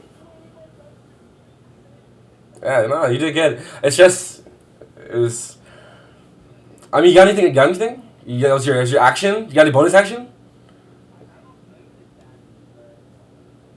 Read it. Read it. Read it. You know, he's not an initiative.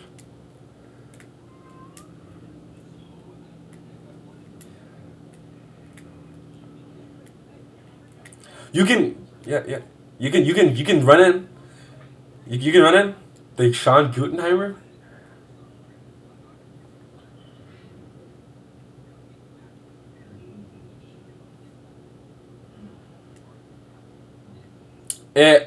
You don't know what she would choose.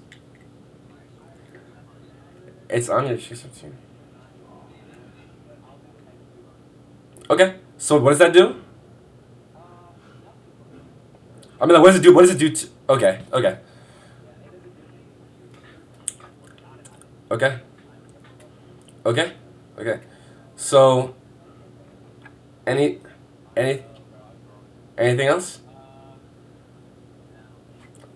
All right. So so the first she after you do that and she breaks it and she looks up. It was fun. Whack. That is a 22 to hit. 24 to hit. How much health do you have? Uh, so she takes a whack and sends you up in the air flying. You, yeah. You collapse to the ground, and she walks over and she swings the hammer backwards and she kicks you once.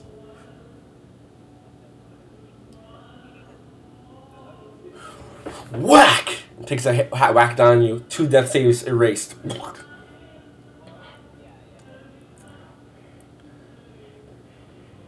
It's not his turn. Yeah, that's right. That's right.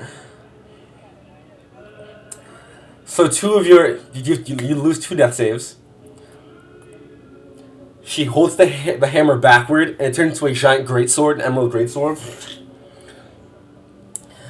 And she brings the sword down and whoosh, and plums it right next to your head. And she looks to you, Nico, and she says, she takes the black blade from your hand. Okay. So so it disappears. She puts the blade in your head. She steps backwards. She sits down. Towards and gestures for you to go and fix him up, Nico. As there's this large gaping hole in his armor, and this his chest is caved in, his blood like leaking out of the midsection. Initiative is over.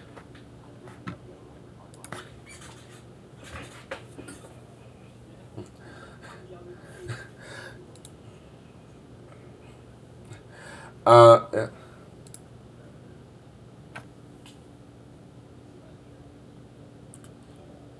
Okay.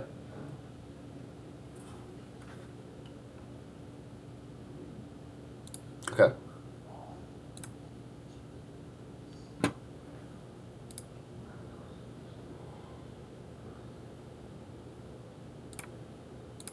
Let's do this instead.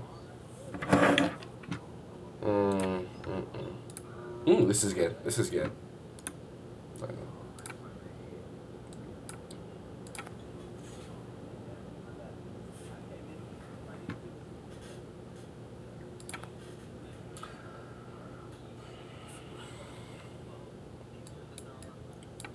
Not necessarily. Not necessarily. But you picked the fight with the right hand strongest. Yeah. And also, it was just an I'll talk about it after session. I'll talk about it after session. Yeah. So you heal?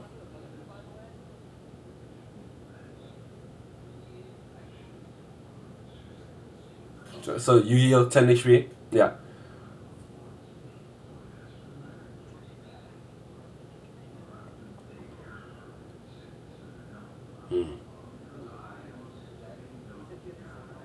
The sword is like sitting right next to you.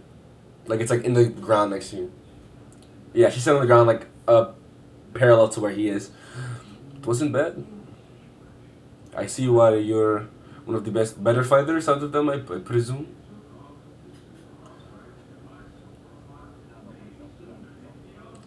No, you. I put that there because you got absolutely clobbered.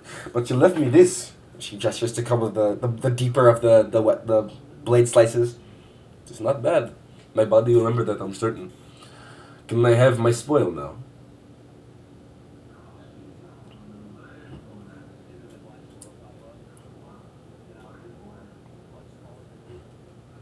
Yeah. She picks it up.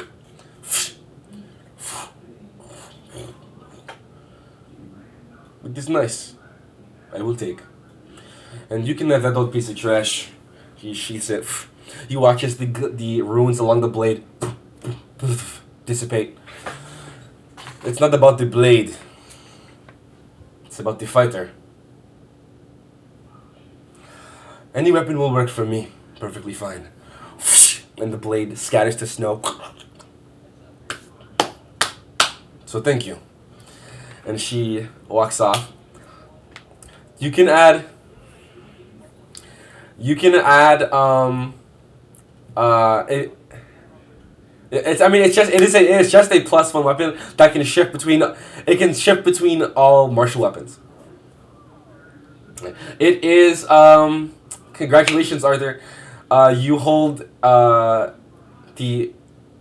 former weapon of Yasmina's character from yeah, Scout. Well, it was originally Drakus's weapon. Cool. Yeah. It's just a in Minko's real quick just before we move forward. Oh, how about this? As she walks away, we're gonna go and take a break. When we come back, we will resume with Taiga and Fauna communicating. Yes. And we're back.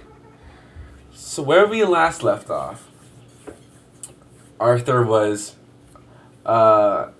defeated, bested by Duz as she walks away with her Acheron blade, newest in her possession, in her at her side. Arthur, you now hold the Emerald Blade. I don't think it has an actual name, Arthur. I think it's just... I'll look to see if there's an actual one that has like a listing of all of them. But you should just kind of have a +1 of whatever and then a list of the other stuff.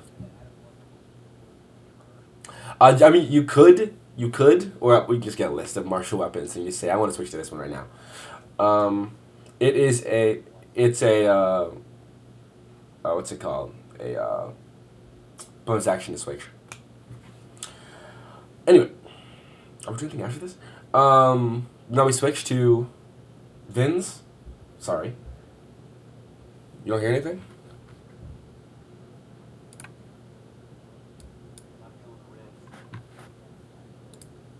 Like what? What would you like? Okay.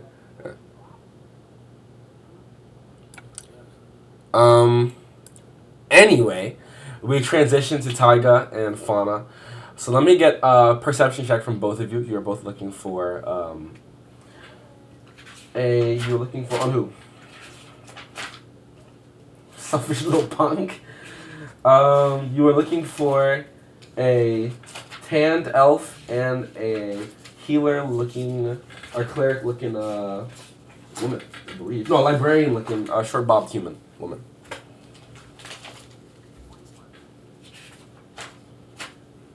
Okay. You both successfully. Eyeball looking around. You see up.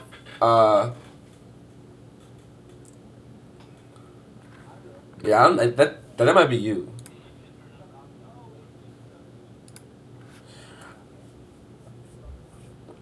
That's probably it, yeah.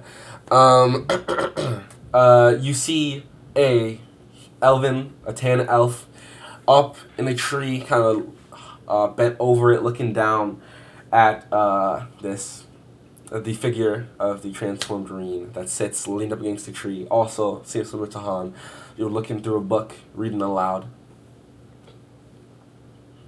as you approach Before you are close enough to hear what exactly she's reading, she notices you and closes the book and kind of holds it close. Yes?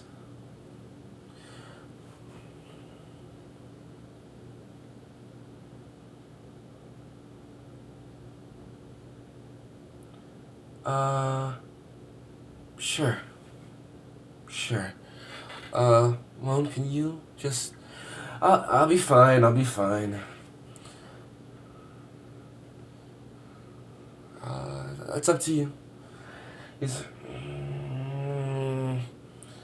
Alright. And he kind of stays up in the tree, leans up against it while he's up in the branch. Yes?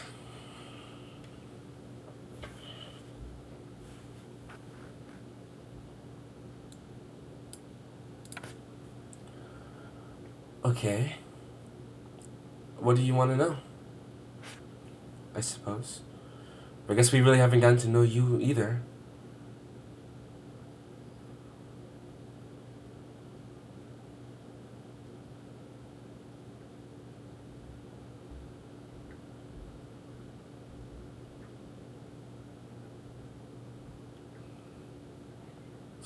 Yeah, it's not actually. I don't like the cold. It's very, very, very cold.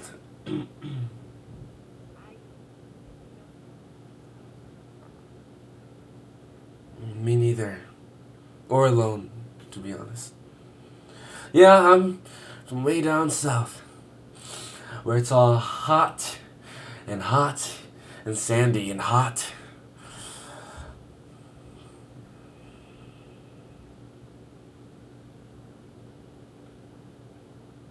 No, no, I'm from Nova Stoya.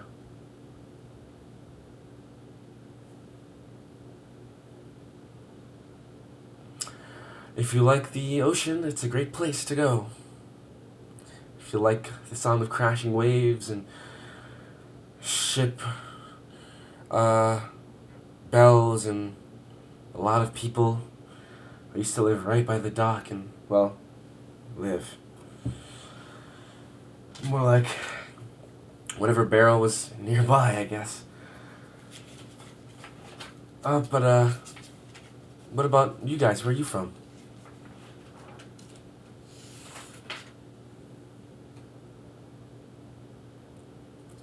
Where? Where?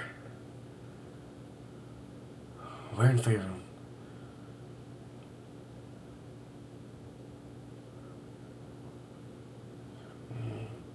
Nomad. That's interesting. What's your favorite part about being nomadic?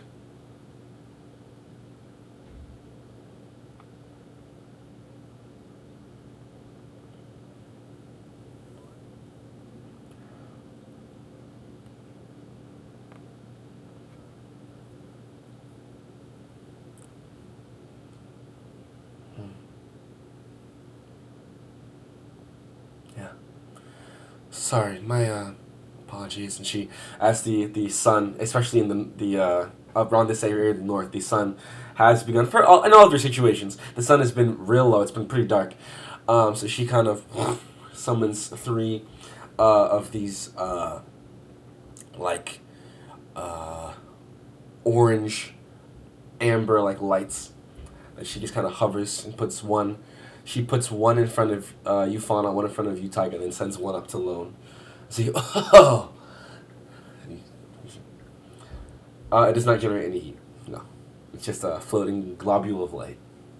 That's kind of in the picture of, or the image of like a small, like uh, fairy. In the way that it doesn't look like, like a typical fairy. It's almost like an imagining of a fairy. It kind of sort of just spins around, and no problem. I think some reading light wouldn't hurt. I should practice a little bit of everything, if I'm being honest with you. As much as my brain can hold. Uh, a little bit of conjuration, a little bit of transmutation. I have to get that book back. But a little bit of evocation as well. Enchantment.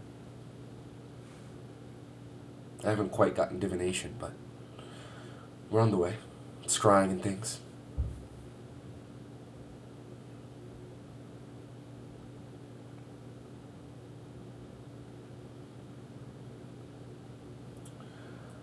Uh, no.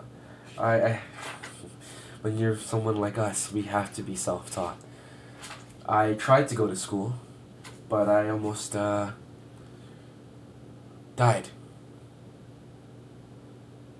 Almost died trying to go to school. I didn't, go as anyone else, I went as me. And I've found out pretty quickly not to do that ever again. Well, not until a boss's world. But until then,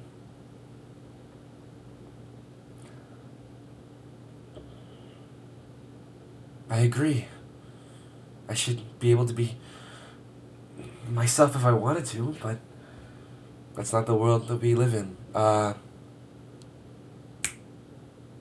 Fauna and fauna, tiger. That's not the world that we live in. It's the world we will live in, though. But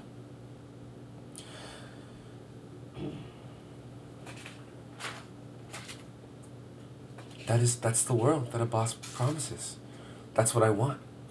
I want everyone to be able to be themselves, be able to go to school, learn whatever they want, and not have to be afraid of where they're walking or how they have to live.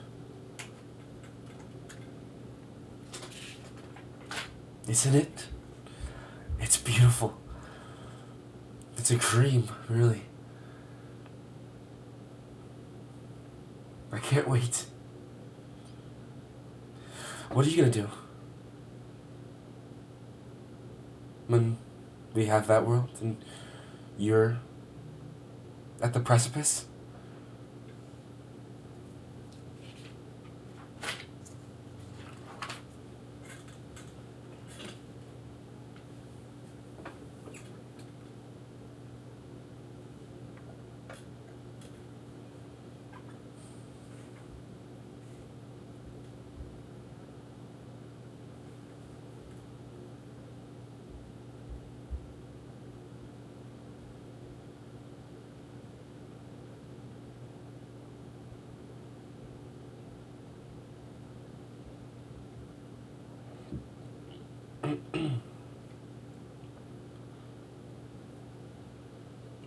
Exactly. So, what do you plan to do when we get to that world?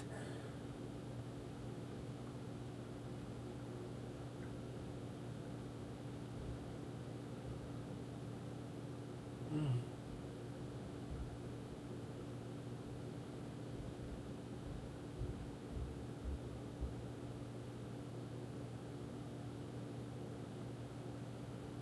Well, it makes me happy that you don't have to hide your face to do that. So, keep doing that, fauna. Keep doing that. What about you, Tiger?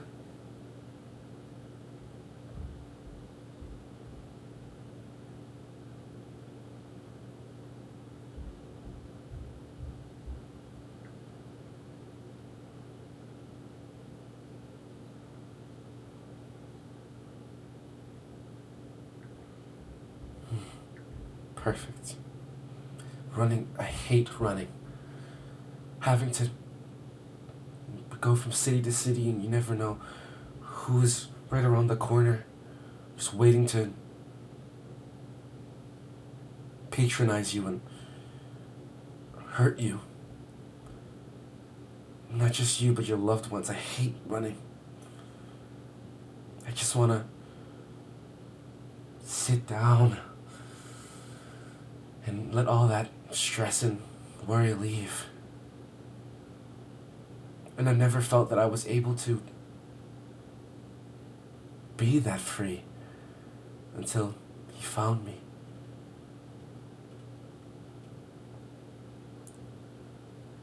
Hmm? A boss. Yes. Well, he was. I believe he was coming back from somewhere overseas. I believe he said Faerun. It was him and this other figure. Obviously, I didn't know who they were at the time, but I was in my changeling form, and I was pushed into an alleyway by these two guys, and then when I thought it was over, they found me, and they sent them, they being a boss and at the time, Deuce, sent those two men to where they belong and saved me. They tried to leave, but I kept following. I heard the way he spoke, the way he gestured and talked about his dreams. It was entrancing. It was like poetry. It was inspiring. So, eventually, he just accepted me. He couldn't get rid of me.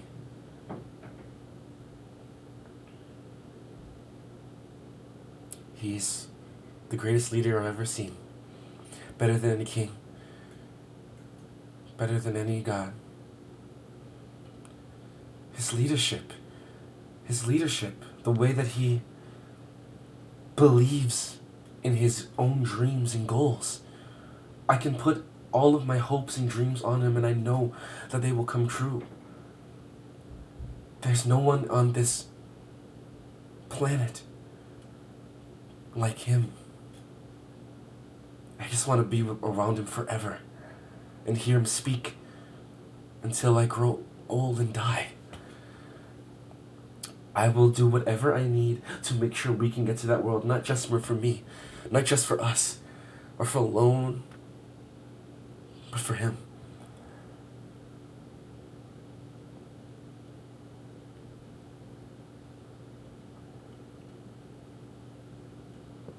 And now, I hope in our travel meeting tomorrow she takes your hand, that you can learn. You can see the type of man he truly is. I sense all of your fear, but you don't need it. He's a brilliant man. Right?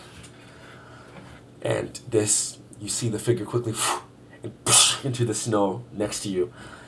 As he comes and he sits down next to Irene, kind of goes shoulder to shoulder and says, I've never met a guy like him. The way he walked through the town, you couldn't miss him. He'd lead the streets, and a lot of people didn't agree with anything he had to say, but when I talked to him and I asked him for help, for what he was doing or anything, he would listen. And it's in the eyes. He listens. It's magnificent.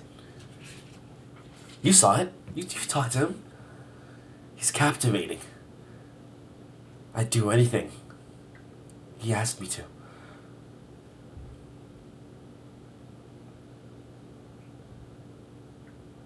Of course. Who else would lead me in this cold world? Everyone else I've met has kicked me into the cold dirt, or sand, or grass, or snow. Kicked me, pissed on me, whatever it is. I've been alone my entire life. I never had a family. I've been in the streets my entire life. Forced to steal and all that crap. But I never needed to do anything once I found him. That's family. That's family. She kind of holds his head. That's what being serious.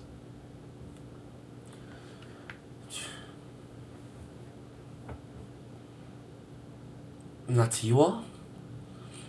Family's all we have. Brothers and sisters. side by side. One like mind.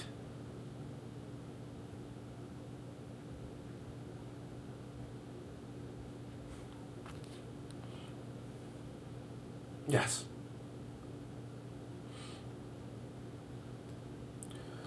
Not all of us. Not all of us follow. I mean, the ways, of course, are we follow a boss.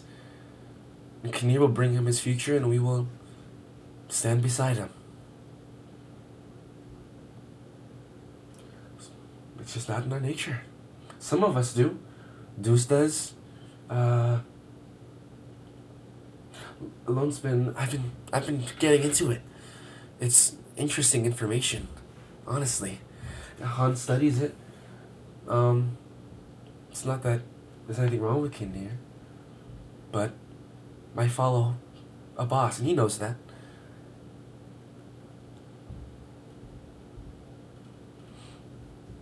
Of course.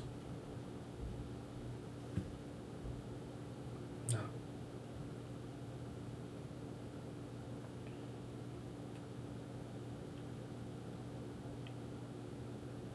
Yes.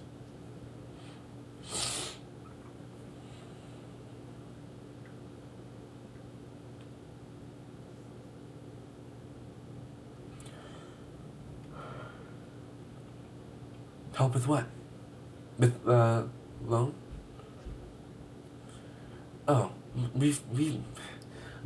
respectfully, we know pretty much all there is. Our leader is a boss. But, nonetheless, thank you. And I hope your Bashan worship works good for you. I'm happy that there's so many different people who can believe whatever they want or have their faith in whoever they want to have their faith in. That's the world we need. Not having a war for years over which god needs more power. It's pathetic.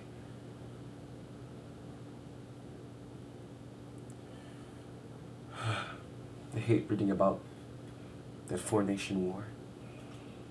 So much unnecessary bloodshed. Of course. I mean, this army we're gonna take is directly from there. So much unnecessary bloodshed. Surrender could have just been easier. Why would... If 6 of us walked into Hrist, we'd be burned.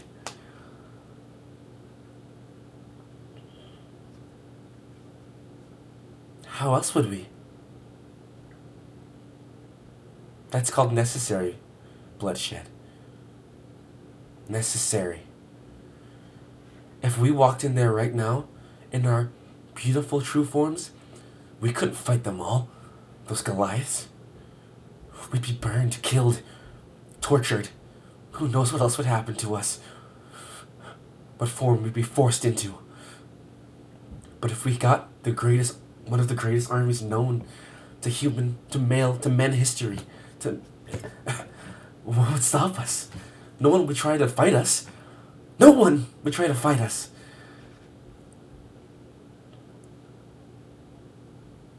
Yes.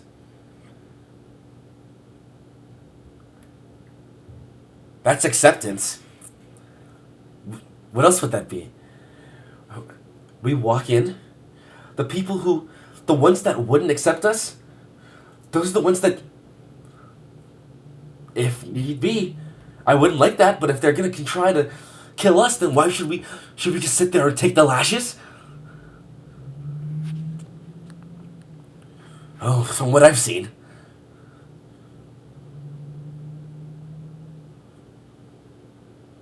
Reen kind of puts her hand on Lo and just calms him down while you continue.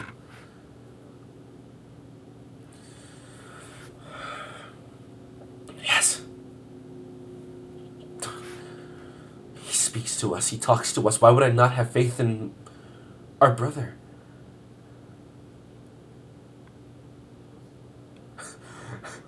Yes, yes. What are you getting at?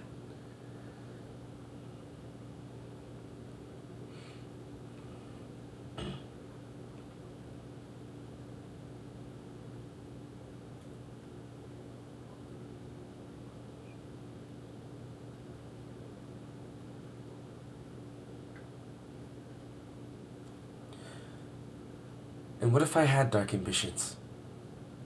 What if I did say I want them all to be tortured for what they did to me, for what they did to my family? What if I said I want them all to die?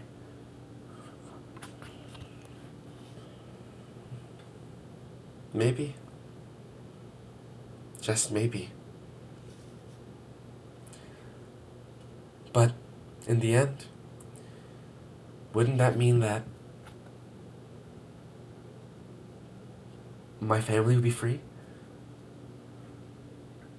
Maybe I want everyone to be free. But those who cared for me when they didn't have a choice, or when they did have a choice, are my priority. And the ones that decide, now I get to be free, when an army of the greatest fighters known to man walk up to their doorsteps, maybe those are the people that I want to be beneath me. But I don't know.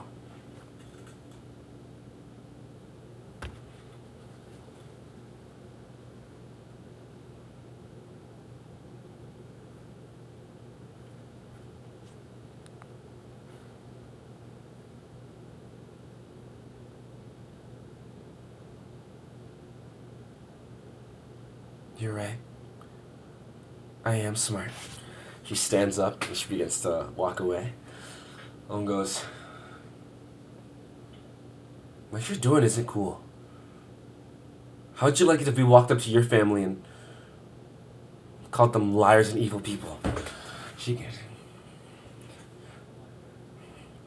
As you walk away, he gets underneath his breath, you don't even hear him. He just says, what did you do now? And he begins to walk off to Washerine. If you're right there, yeah, you would have heard.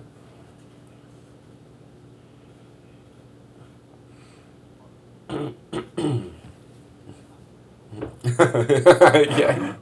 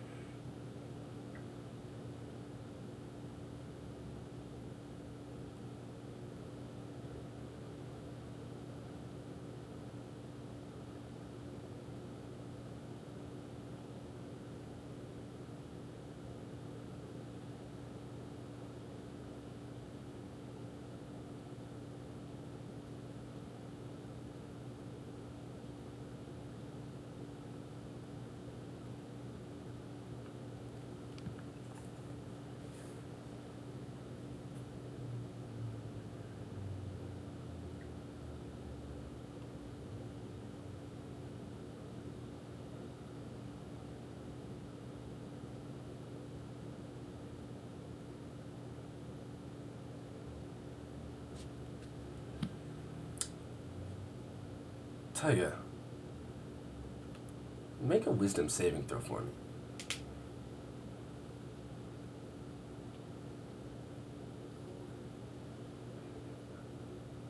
It is against magic.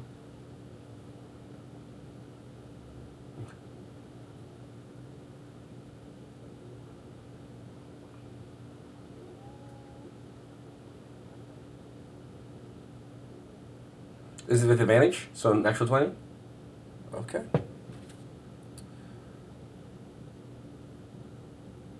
Okay. So, uh, Tiger, as you're talking to Fauna, you get this like shiver on your right shoulder. And you kind of look just like past the line of the forest. And you feel like you're, like something is watching you. And then you kind of stop and you look back again. And you see this kind of like this invisible, like a almost like, you know when you can see the air near to fire and it's like rippling. You see this like little rippling effect right over your shoulder, and you would recognize, even in this, you would know you are being scryed on, and as you notice it, it disappears.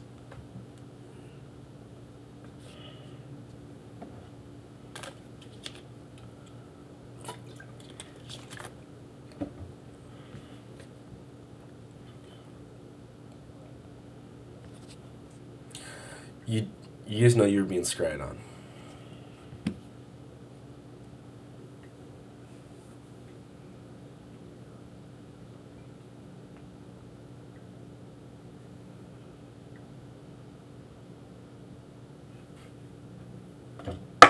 All right, you make your way back to the cottage, all of you together. Uh,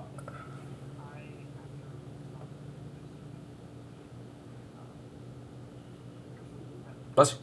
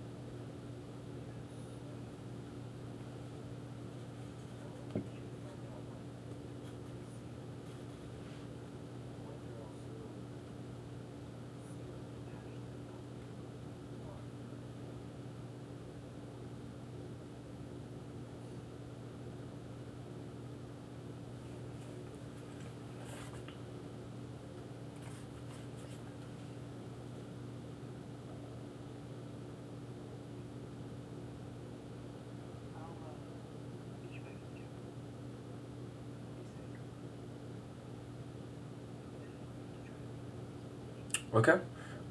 Easily enough, as you leave, you see alone by the ice lake. Everyone's kind of retreated to their own cottages now, and this slender, lean, bronze dragonborn sits by the lake. So he's looking, like staring into the ice.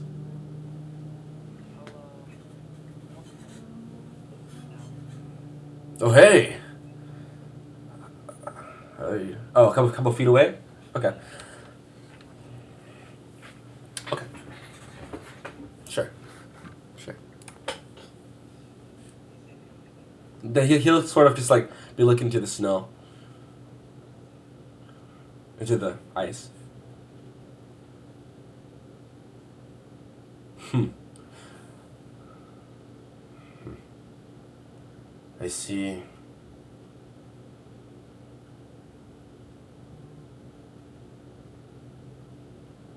Fear. I see failure.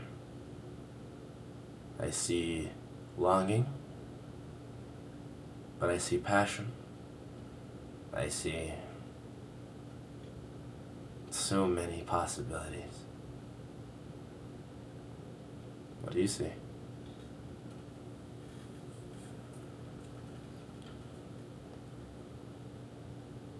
Hmm.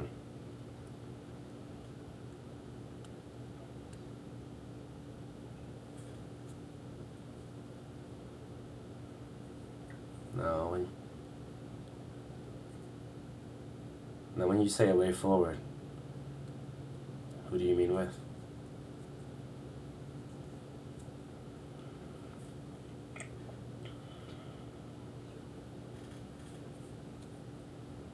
You seemed pretty certain when you shook my hand.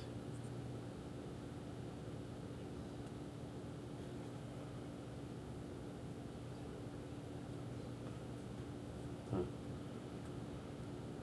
And what is it about that?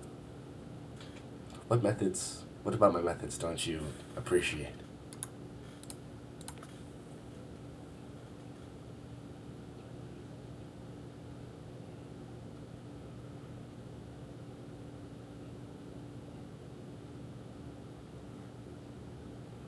So have I. So have I. You know, I don't know who leads you all through your fires, but being the leader is not an easy task. But it's something that I must do. They are my people. They are the only remnants I remember of that emotion called love. It's been hooked away from me way too many times.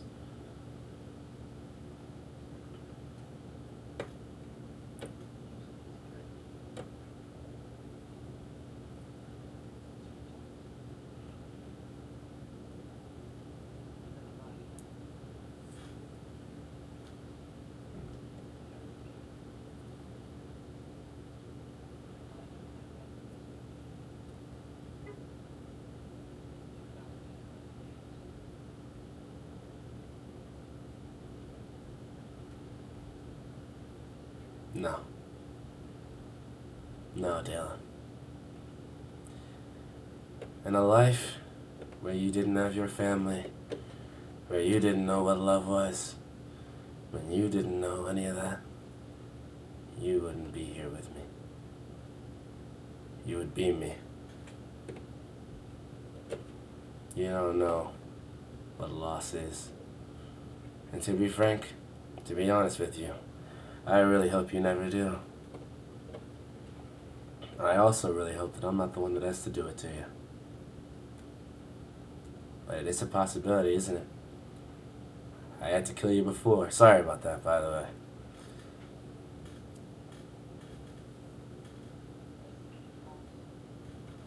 What? That...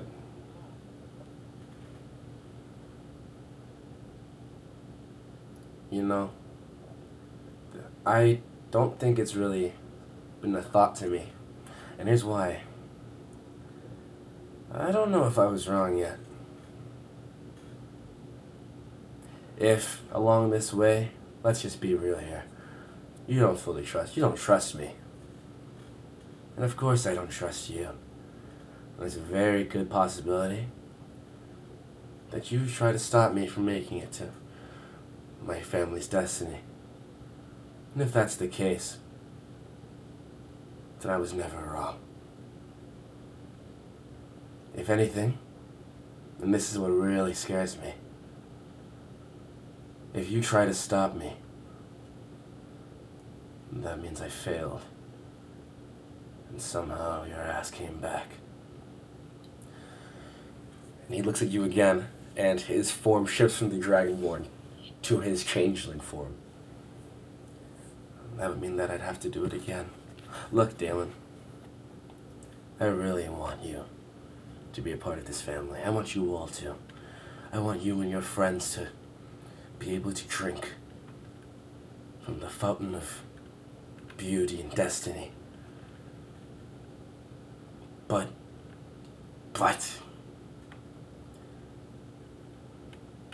a boss. No, that's me. Han, Lone, Reen, Deuce. I would do anything to keep them safe.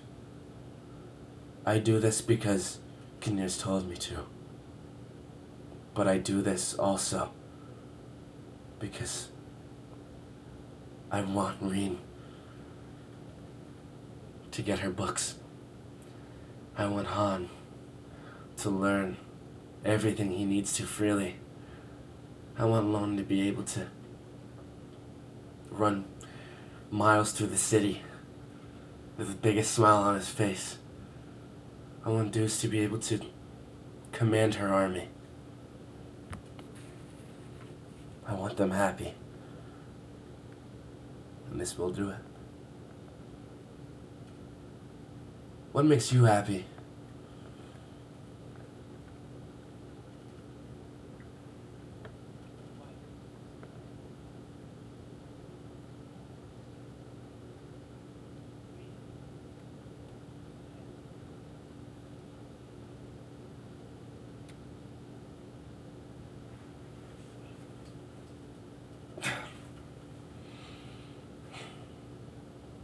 Then we'll get them the biggest mansion they can ever have. Infinite fireplaces and bookshelves that'll go so far your eye can't keep up.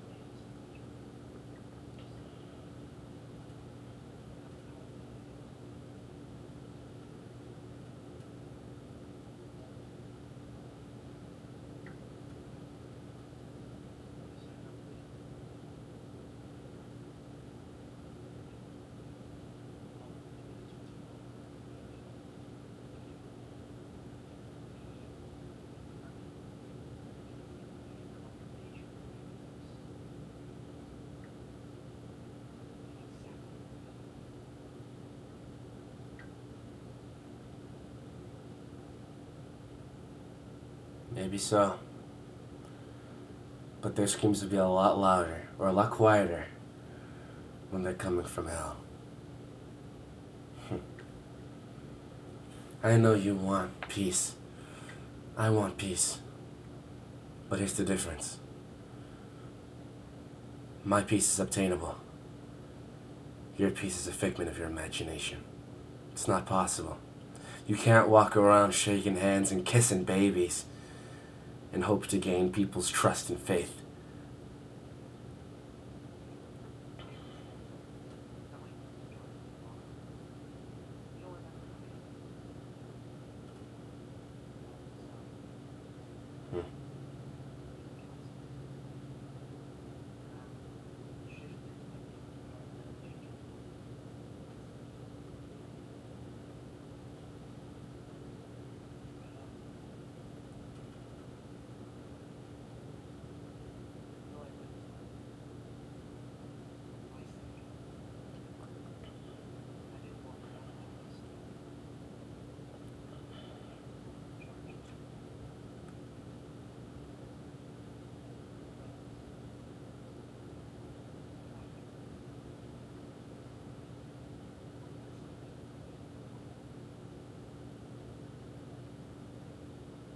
Let me ask you a question. If somebody, anybody, pissed on you and dragged you through the mud, did anything to you because you were a changeling, you think these people would pick up blades to save you? To get their revenge for you?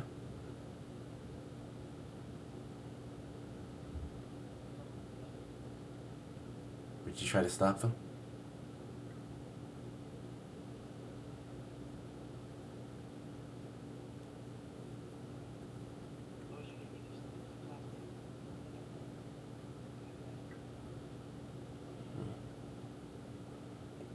I hope that never comes. Unfortunately, though, I know what it feels like to have everything I've ever, all of those mindsets stolen from me and checked into a box. And I'd like to be able to say, yeah, it's fine and move forward, but I just can't. It's too far now. I hear all those feelings, all that love, all of the possible bonds and safety, protection I could have asked from other people. The possibility that there is a queen out there that cares about my existence and my future. All of that got choked out in those gallows. That rope around my neck. I won't deny. Part of me died that day. But the only boss that's still walking is just... all I've got left is these 4 people. So, I'd like to stop. Maybe there's a part of me that believes that. Maybe. But this future, this path, it's already preordained. I'm on it.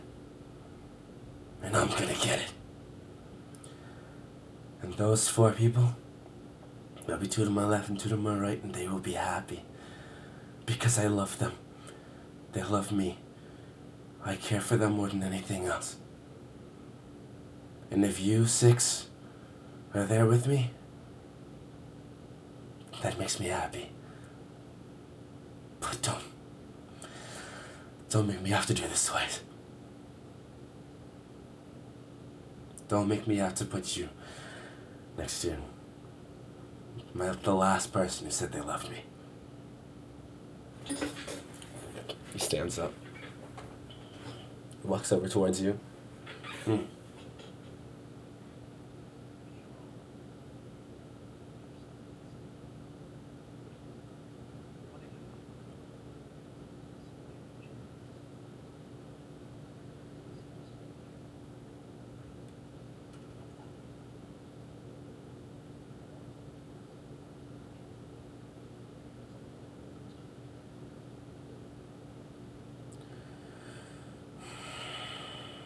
Well, if I'm wrong, then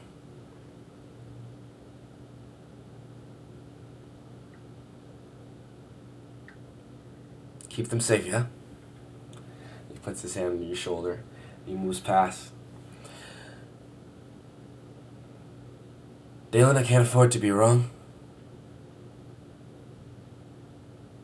I can't afford to have any of this be deceit. No matter what this means, the facts are on paper that this ritual will work. The army will return. If, for whatever reason, there is no God that's speaking into my ear,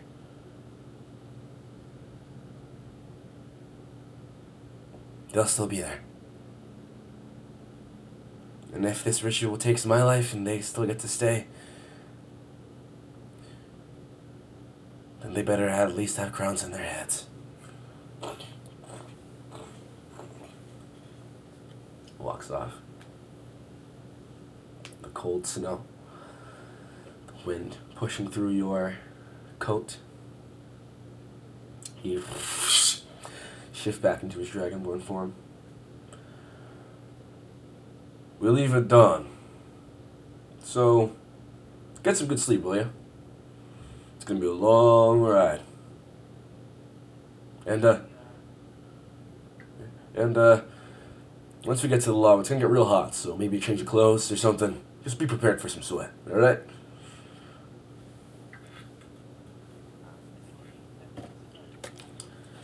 Kind of over his shoulder.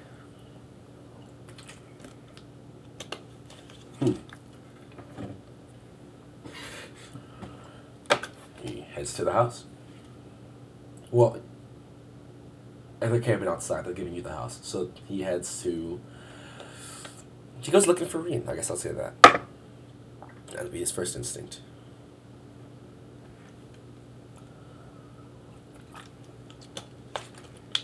Yes, sir.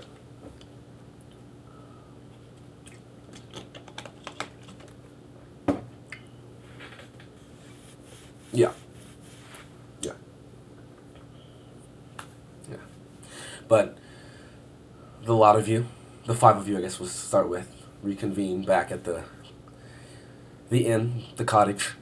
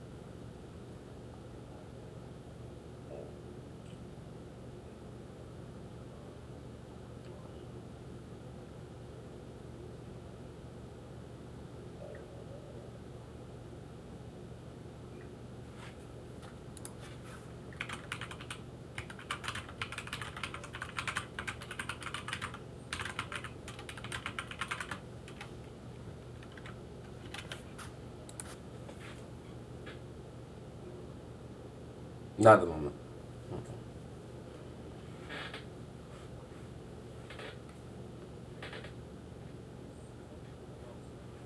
I'd say the village is small enough that if you look towards the lake, you do see two of them talking. Yeah. Yeah.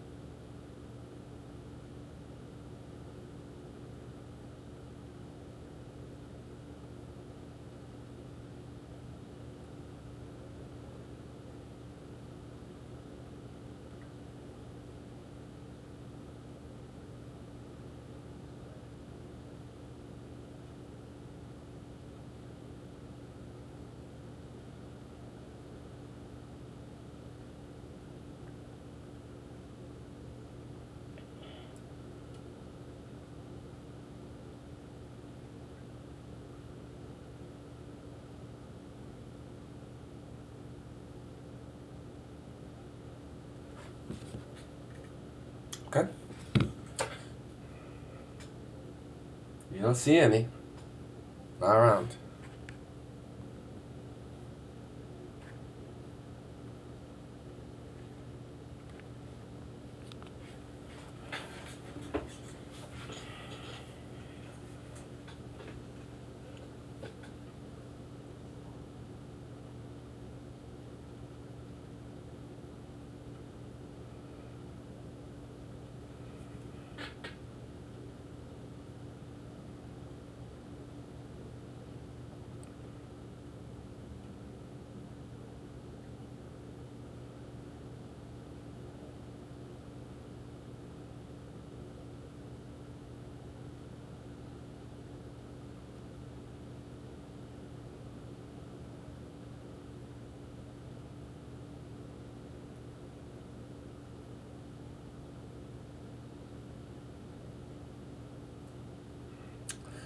Yeah, I'd say around this time, Dalen, you would walk up.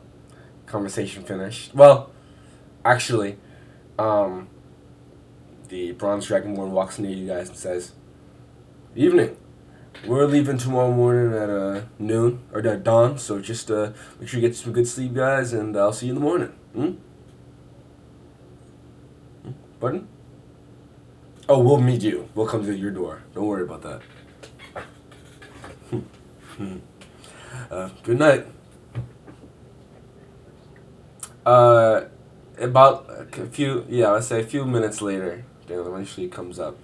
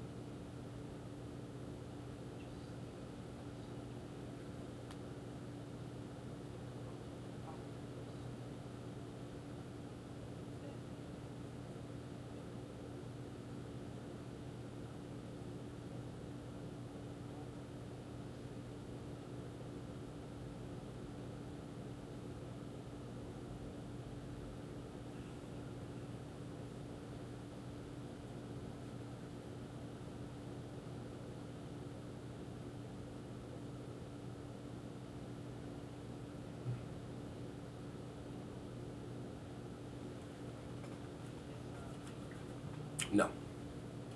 I'm Yusvertain has gone back with the Concord. At least for the moment.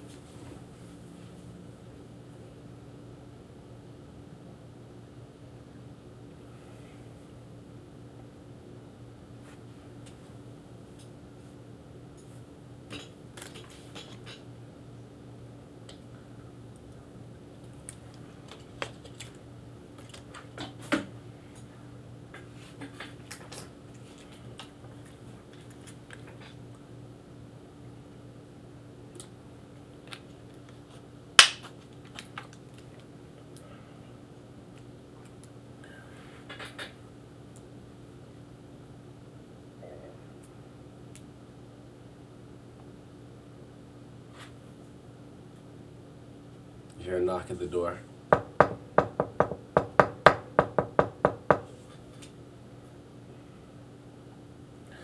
You open the door, and Haim just kind of like looking down, looks up at me. Whoa, how are things? Close the door behind him. Everything all right? He takes you into a hug, and he, uh, so, did you guys go and talk to everybody? You all right?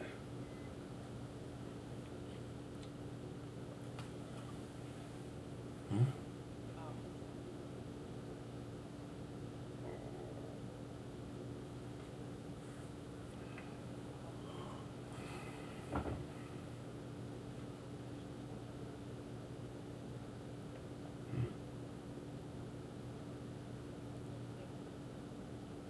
October 5th.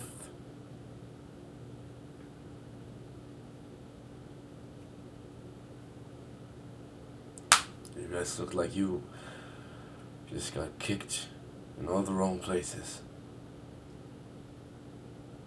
Yeah, that checks out.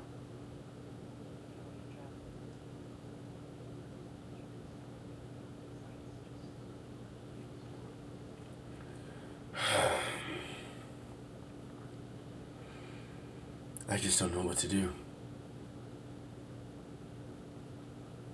It's like it's. I wish it was. I wish. Damn it! I wish it was so two-dimensional to be. They're horrible people, and I want them all dead.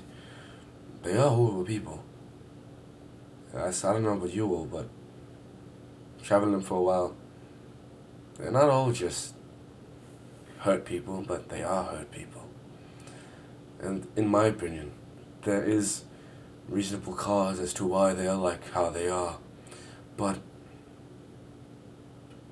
they need to be stopped, guys. This needs to be put to an end.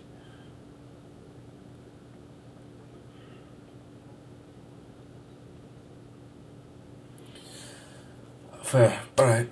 So then, what? We got 3 nights. The only thought process I can have is middle of the night, grab and go. Maybe. But it's just not, it's not that easy. Exactly.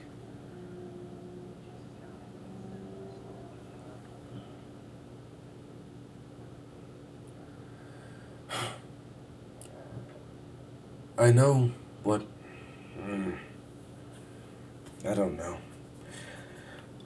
The smartest decision would be to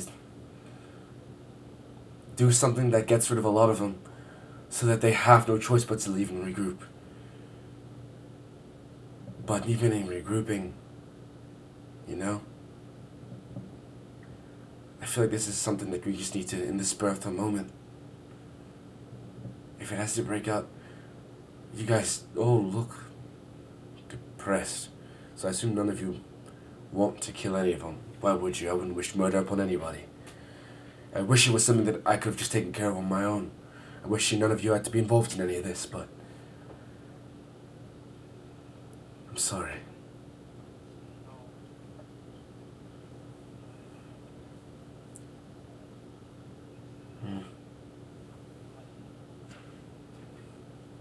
I miss you, boy.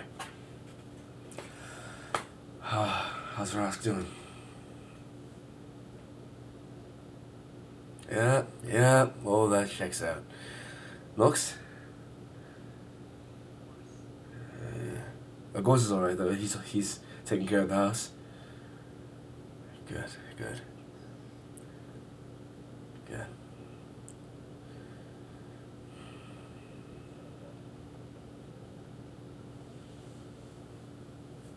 Okay.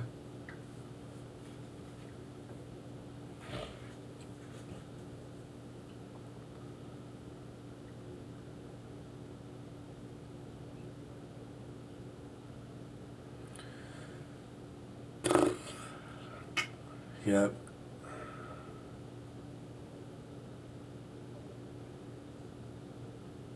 Okay. As you sit up in your tree, Haim would just kind of say, yeah, she's probably right. Everybody should get some sleep. It's a lot to think about. Let me carry it for the rest of the night. You all sleep. Tomorrow, tomorrow, we should hit the, we should hit the, we should hit Aotala tomorrow. Near the afternoon. Near the, 3 or 4. We'll worry about that then. After that first night, we'll talk about it again. Hmm? Just, yes. Do as the mist did. Clear your head for a little bit. Hmm?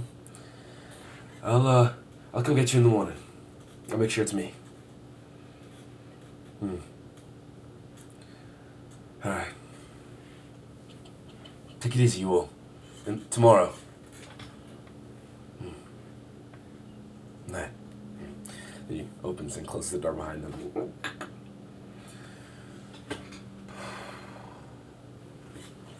Exits.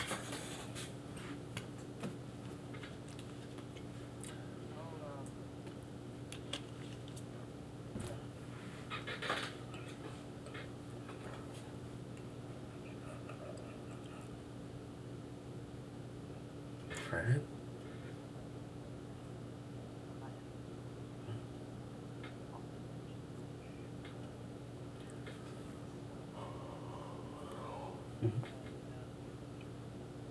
Okay.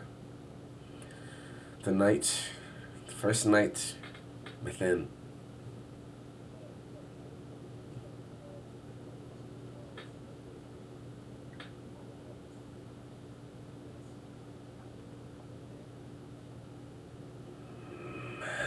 Always.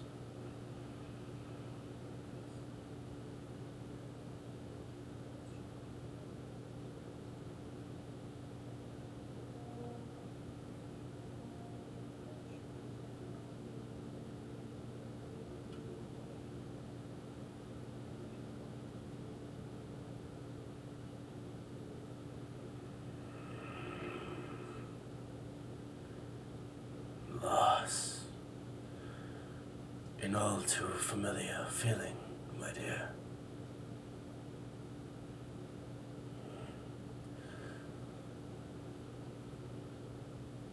It's. If it were up to me, if it were up to me, then. I don't know, to be honest with you. Evil must be vanquished. But what quantifies evil, I wonder? Am I.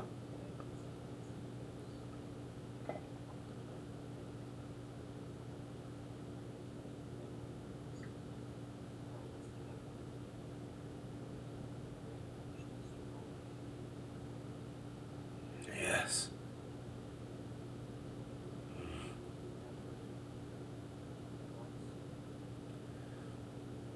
It is there, yes.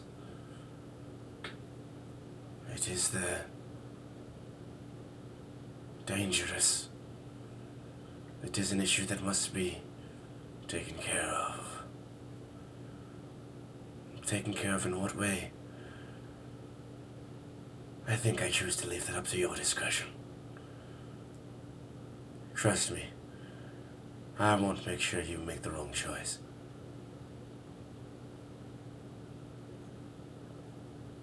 Always. That's why I'm here with you. Because I know your best will always be enough.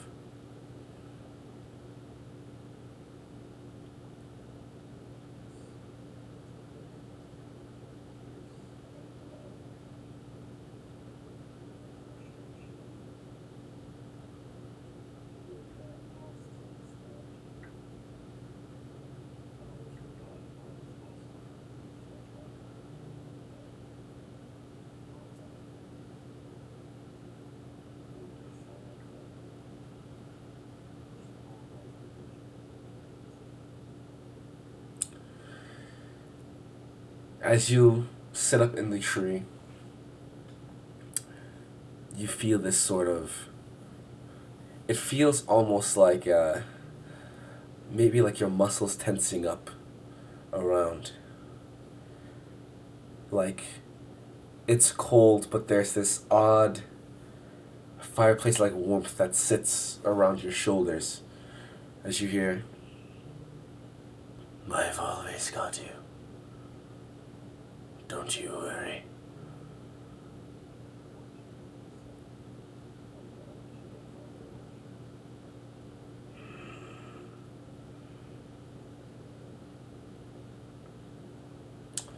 As the night air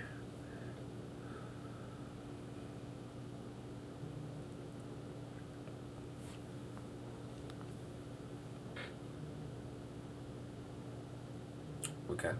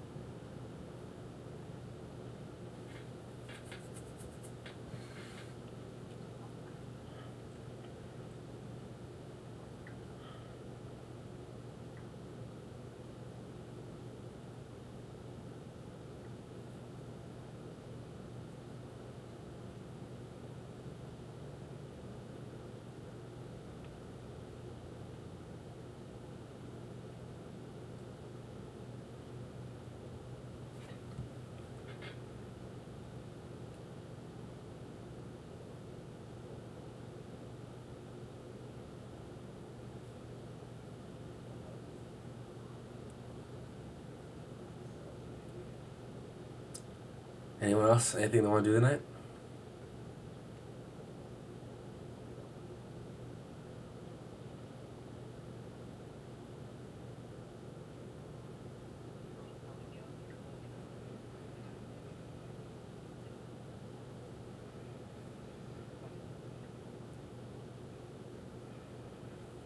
Okay. Yeah. Okay. Okay. Let's say for let's say Reverend. Um, when Dalen, let's say Dalen, 2 hours later or so, returns and type B, you see Dalen return back to the cottage.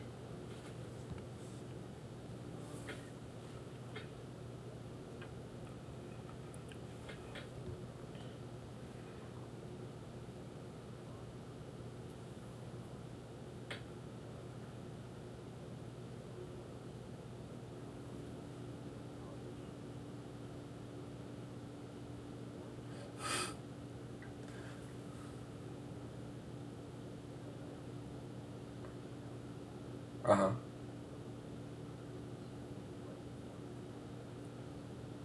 Mhm. Mhm.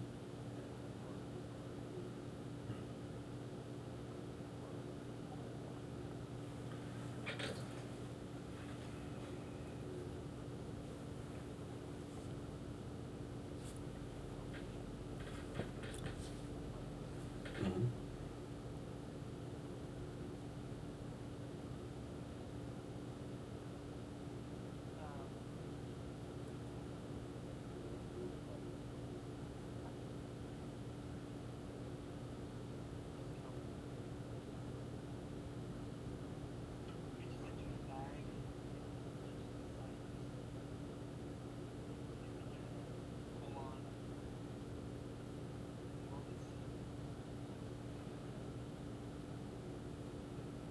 You can respond.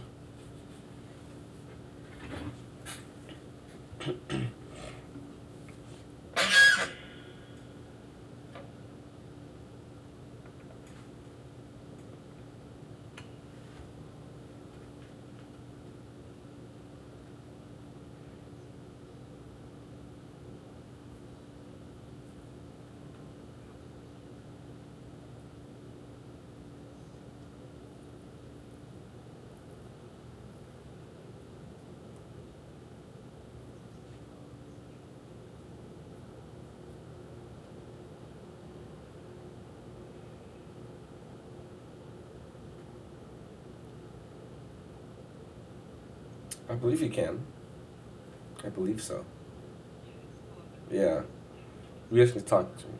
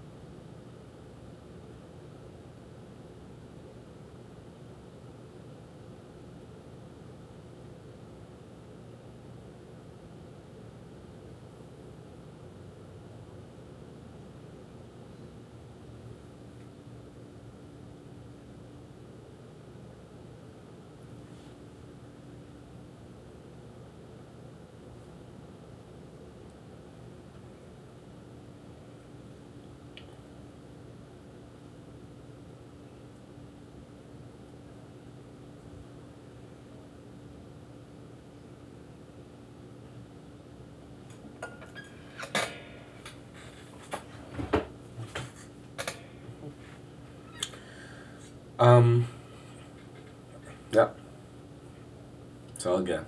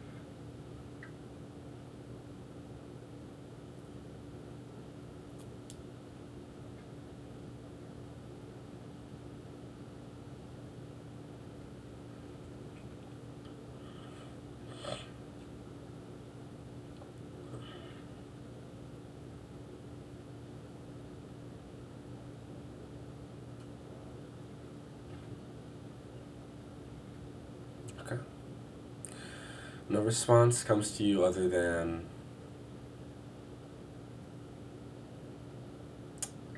sound of mind that an answer will come to you soon enough, and that you're prepared for whatever path it needs to take. As the night comes to a close, the first thing you hear the next day is another knock at the door.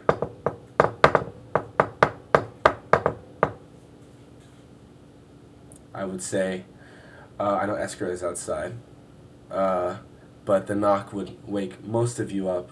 Now, when I say most, I mean those who.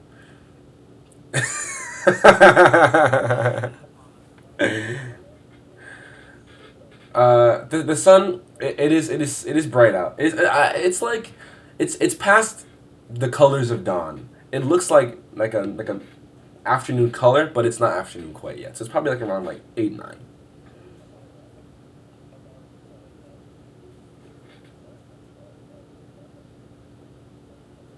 Okay, perfect.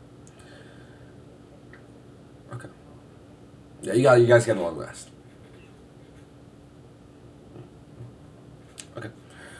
You open the door and you see the figure of Chaim outside the door. He says, "You're ready to go."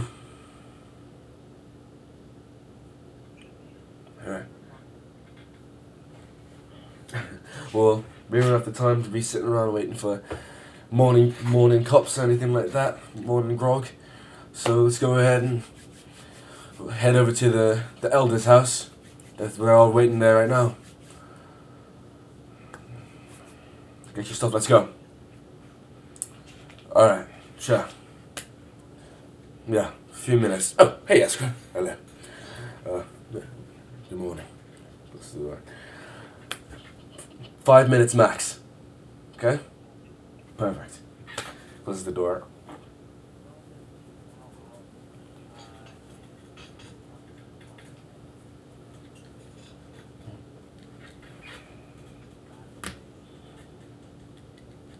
Okay.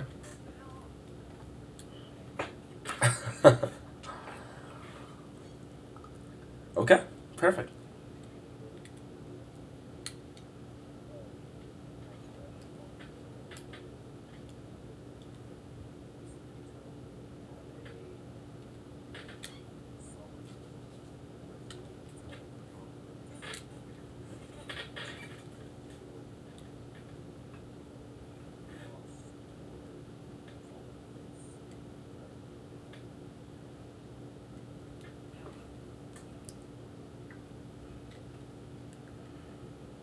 Okay. You get your things together, get your bags on. Eventually Fauna wakes up, and you guys make your way over to the onto uh, the College of the Elder. Just for my own personal curiosity, there's the six of you. Roman is out. Fee is Fee is okay. Okay, and then Herbert is doing his normal like routine, staying up with the trees. Perfect. Okay.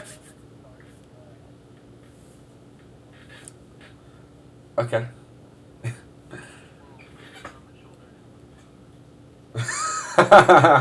Perfect. Okay. Okay. Okay.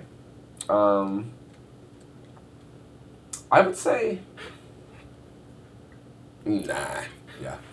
Herbert always. I was wondering if Herbert would come down and stay with you until you guys headed out because you're about to leave. But I feel like Herbert's always going to be doing reconnaissance, so it's up in the trees. He narrates it.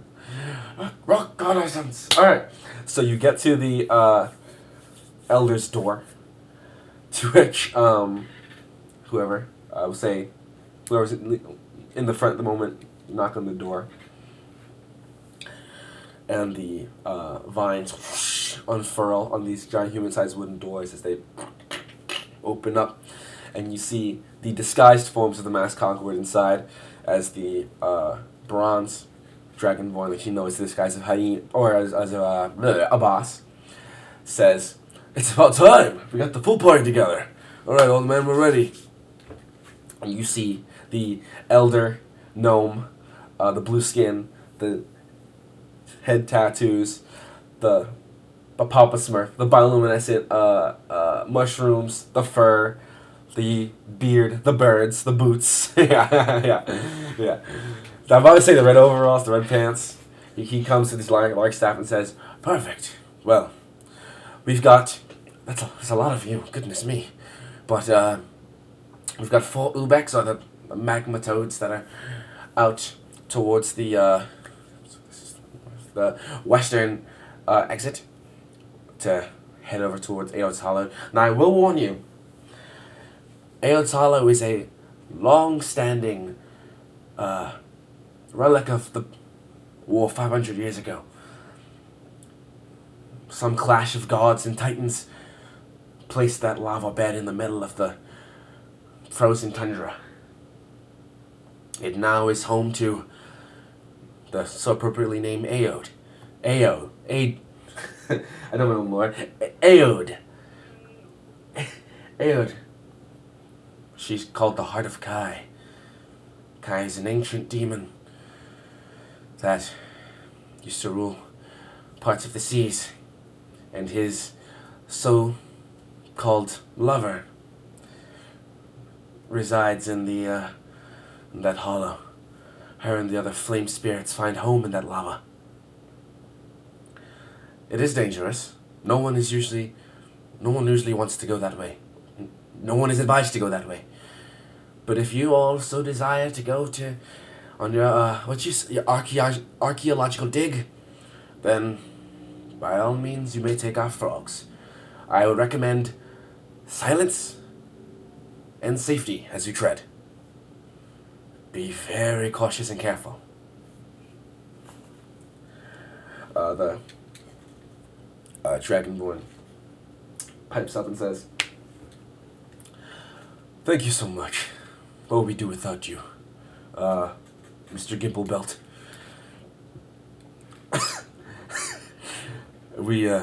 I will forever be in your debt, thank you, and we will surely bring the toads back when we return." "Well, thank you. Thank you very much. They are a staple of our culture." "Well, what were your names again? But what do I call you? 12.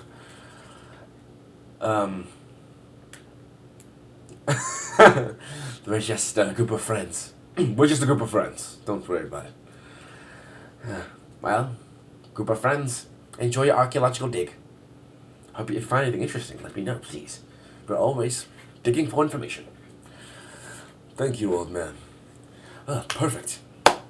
So, all we have to do is take these frogs, cross the lava, the 1 mile long sea of lava, and avoid the lover of a devil. Sounds perfectly fine to me, isn't that right, guys? Right, and the flame spirits. Well, come on, let's go. And the figure of a boss leaves with the others flanking.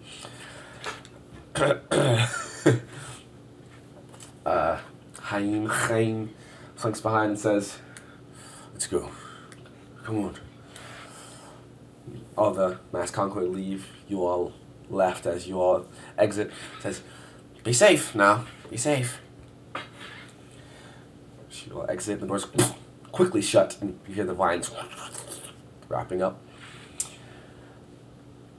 You follow the Concord to the western exit, which is just kind of heading through the forest. And about halfway through the forest, you begin to hear, now you take it easy." As you begin to walk through, you see this female gnome with this white braided hair. And she has this sort of wooden staff with these 2 prongs at the end. And she's kind of just like, "Be careful now, come on. Let's get you out there." And you see now these rather large toad-like creatures. They are uh, what's it called? Like rough skinned, uh, multi, usual for the most part black, with this sort of looking like a flatbed of lava with these little red spots on the back. There's one right now. Three of them are kind of lined up with these like large like saddle-like contraptions that sit around the neck, and there's one that is sort of just like sitting flat on the ground in near one of these trees, and she's trying to kind of get it to stand up. It's kind of just one eye half open. Is it? Come on, big guy. You're right. Over here. Over here. You all approach her. She goes, well, I don't know how you want to divide this up. One can hold about three. 2 to 3. There are 4 of them. So once I get this guy up, you guys can get on your way here. Come on, big guy. And he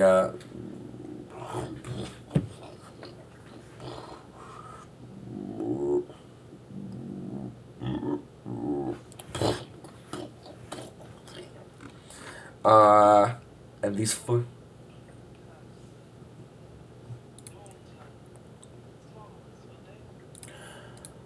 Only if you want them to.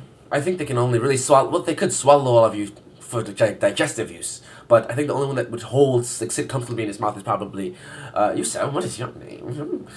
Towards you, Tiger.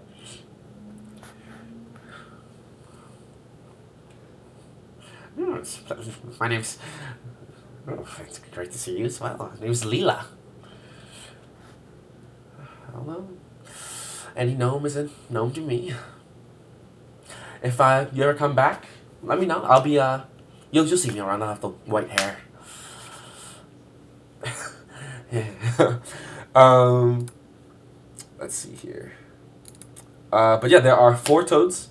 The Mass Concord will ride 3 and 2. You guys can ride 3 and 3. I'll let you decide how you want to divvy that up. Let me see if I can get a picture of these guys here. Freaking okay. He's the biggest. He's the bull toad. He is just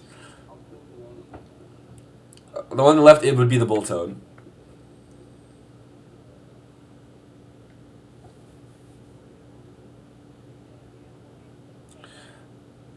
Sure. What were you saying, Taika?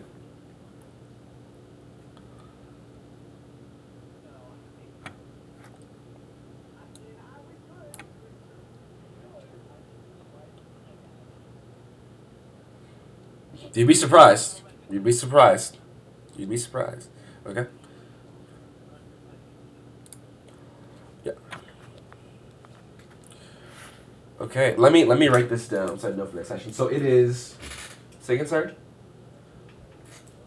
Eskra, Fauna, Nico. Just so I know for if anything goes wrong. Uh, and then Galen.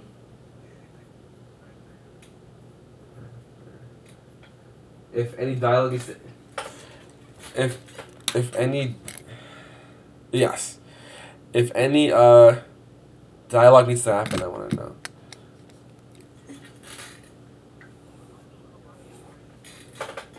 Yes, so this would be the first time you see Villania. Villania is hand in hand with the larger Dragonborn figure that you know to be Duz near the front of the group. She will be riding on the back of Abbas and Reen. They'll be riding together. So those 3. Make sure that's right into Abbas, Reen, Vil, and then the others. Let me see if I got a picture of this. So it's here, yeah. Mm-hmm.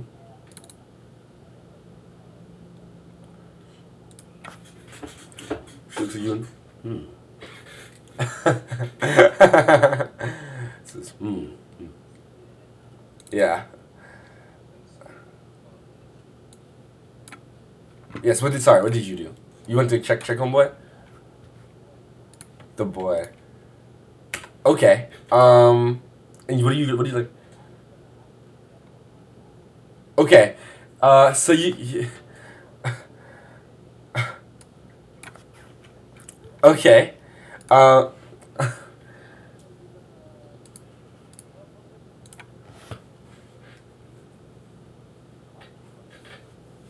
I mean, I think anything looks good berries, but like, this is they eat. Uh, you hold it out and he looks at it and he goes, and this the smoke that comes out of his nose blasts the good berry off your hand. And you go pick it back up, give it to him, and this large. It's not hot. It's not hot. He's not like on fire, but he's just adapted to it. He's very tough. If anyone gets on top of him, he's very. It's like riding a rock.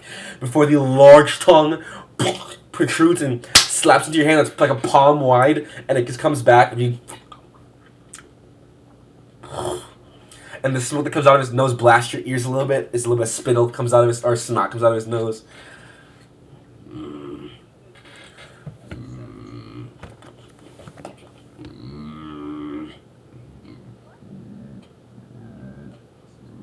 One eye sort of. He gets down for everyone to get for whoever's getting on top of him to get on top of him. So this means that the bull is being written by Fauna, Esker, and Nico. He's the bull. The bull. Yeah. Well, yeah. A bull is like a large toad. Yeah. Yeah, I don't know. Okay.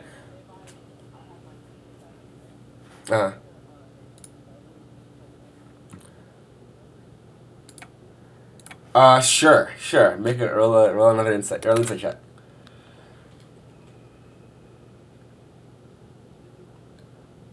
Okay.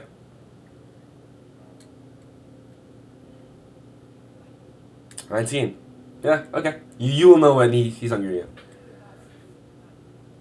Yeah, but yeah. Yeah, exactly.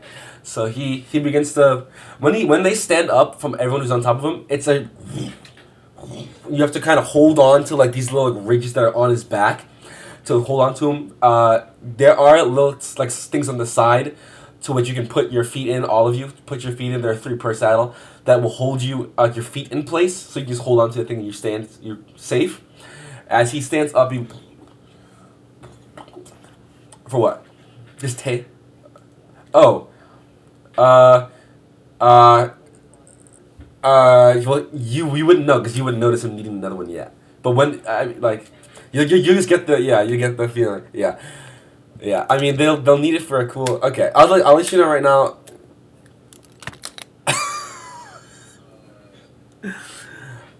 Yeah, I'm sure I'll let you know.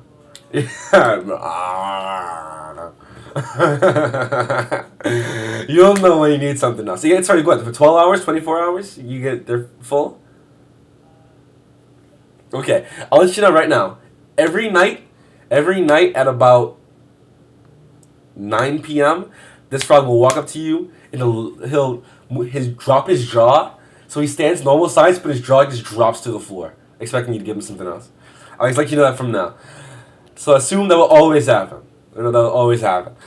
Um, as you all, yeah, as you all begin to get on the back and begin to leave, the frogs they're kind of slow walking. Every now and then, one of them will reel back and do a little pounce. And it'll be a big jump, and they'll land. Um, a boss is frog will always or toad will always be like in the lead in the front. Once they leave the forest, all of the changelings shift to their default of appearance. Um, let's go ahead and get a. Actually, let's save that for next session. So as you guys begin to move towards Aod's Hollow, the beginning trek of the path towards Gaspard, that's where we're going to go ahead and end today's session.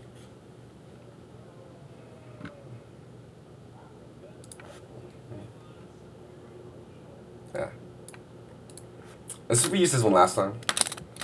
People just, don't listen. But yeah.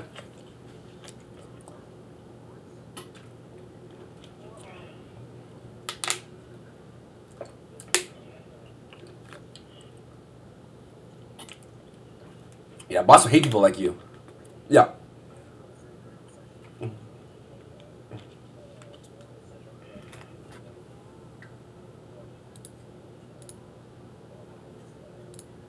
Okay.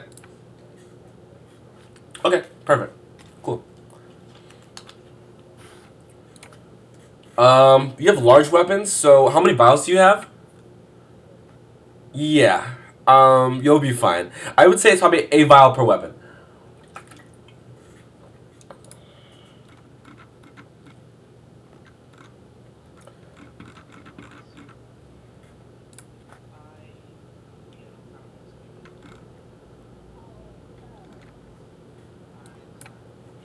That's fine.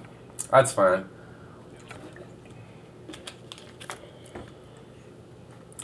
Yeah. That's true. That's true. Yeah, we're not playing on the 17th, so. Well, that's the end of today's session. I hope you guys enjoyed. We will see you in the next one. Take care and peace. Is it Sunday? Out every day.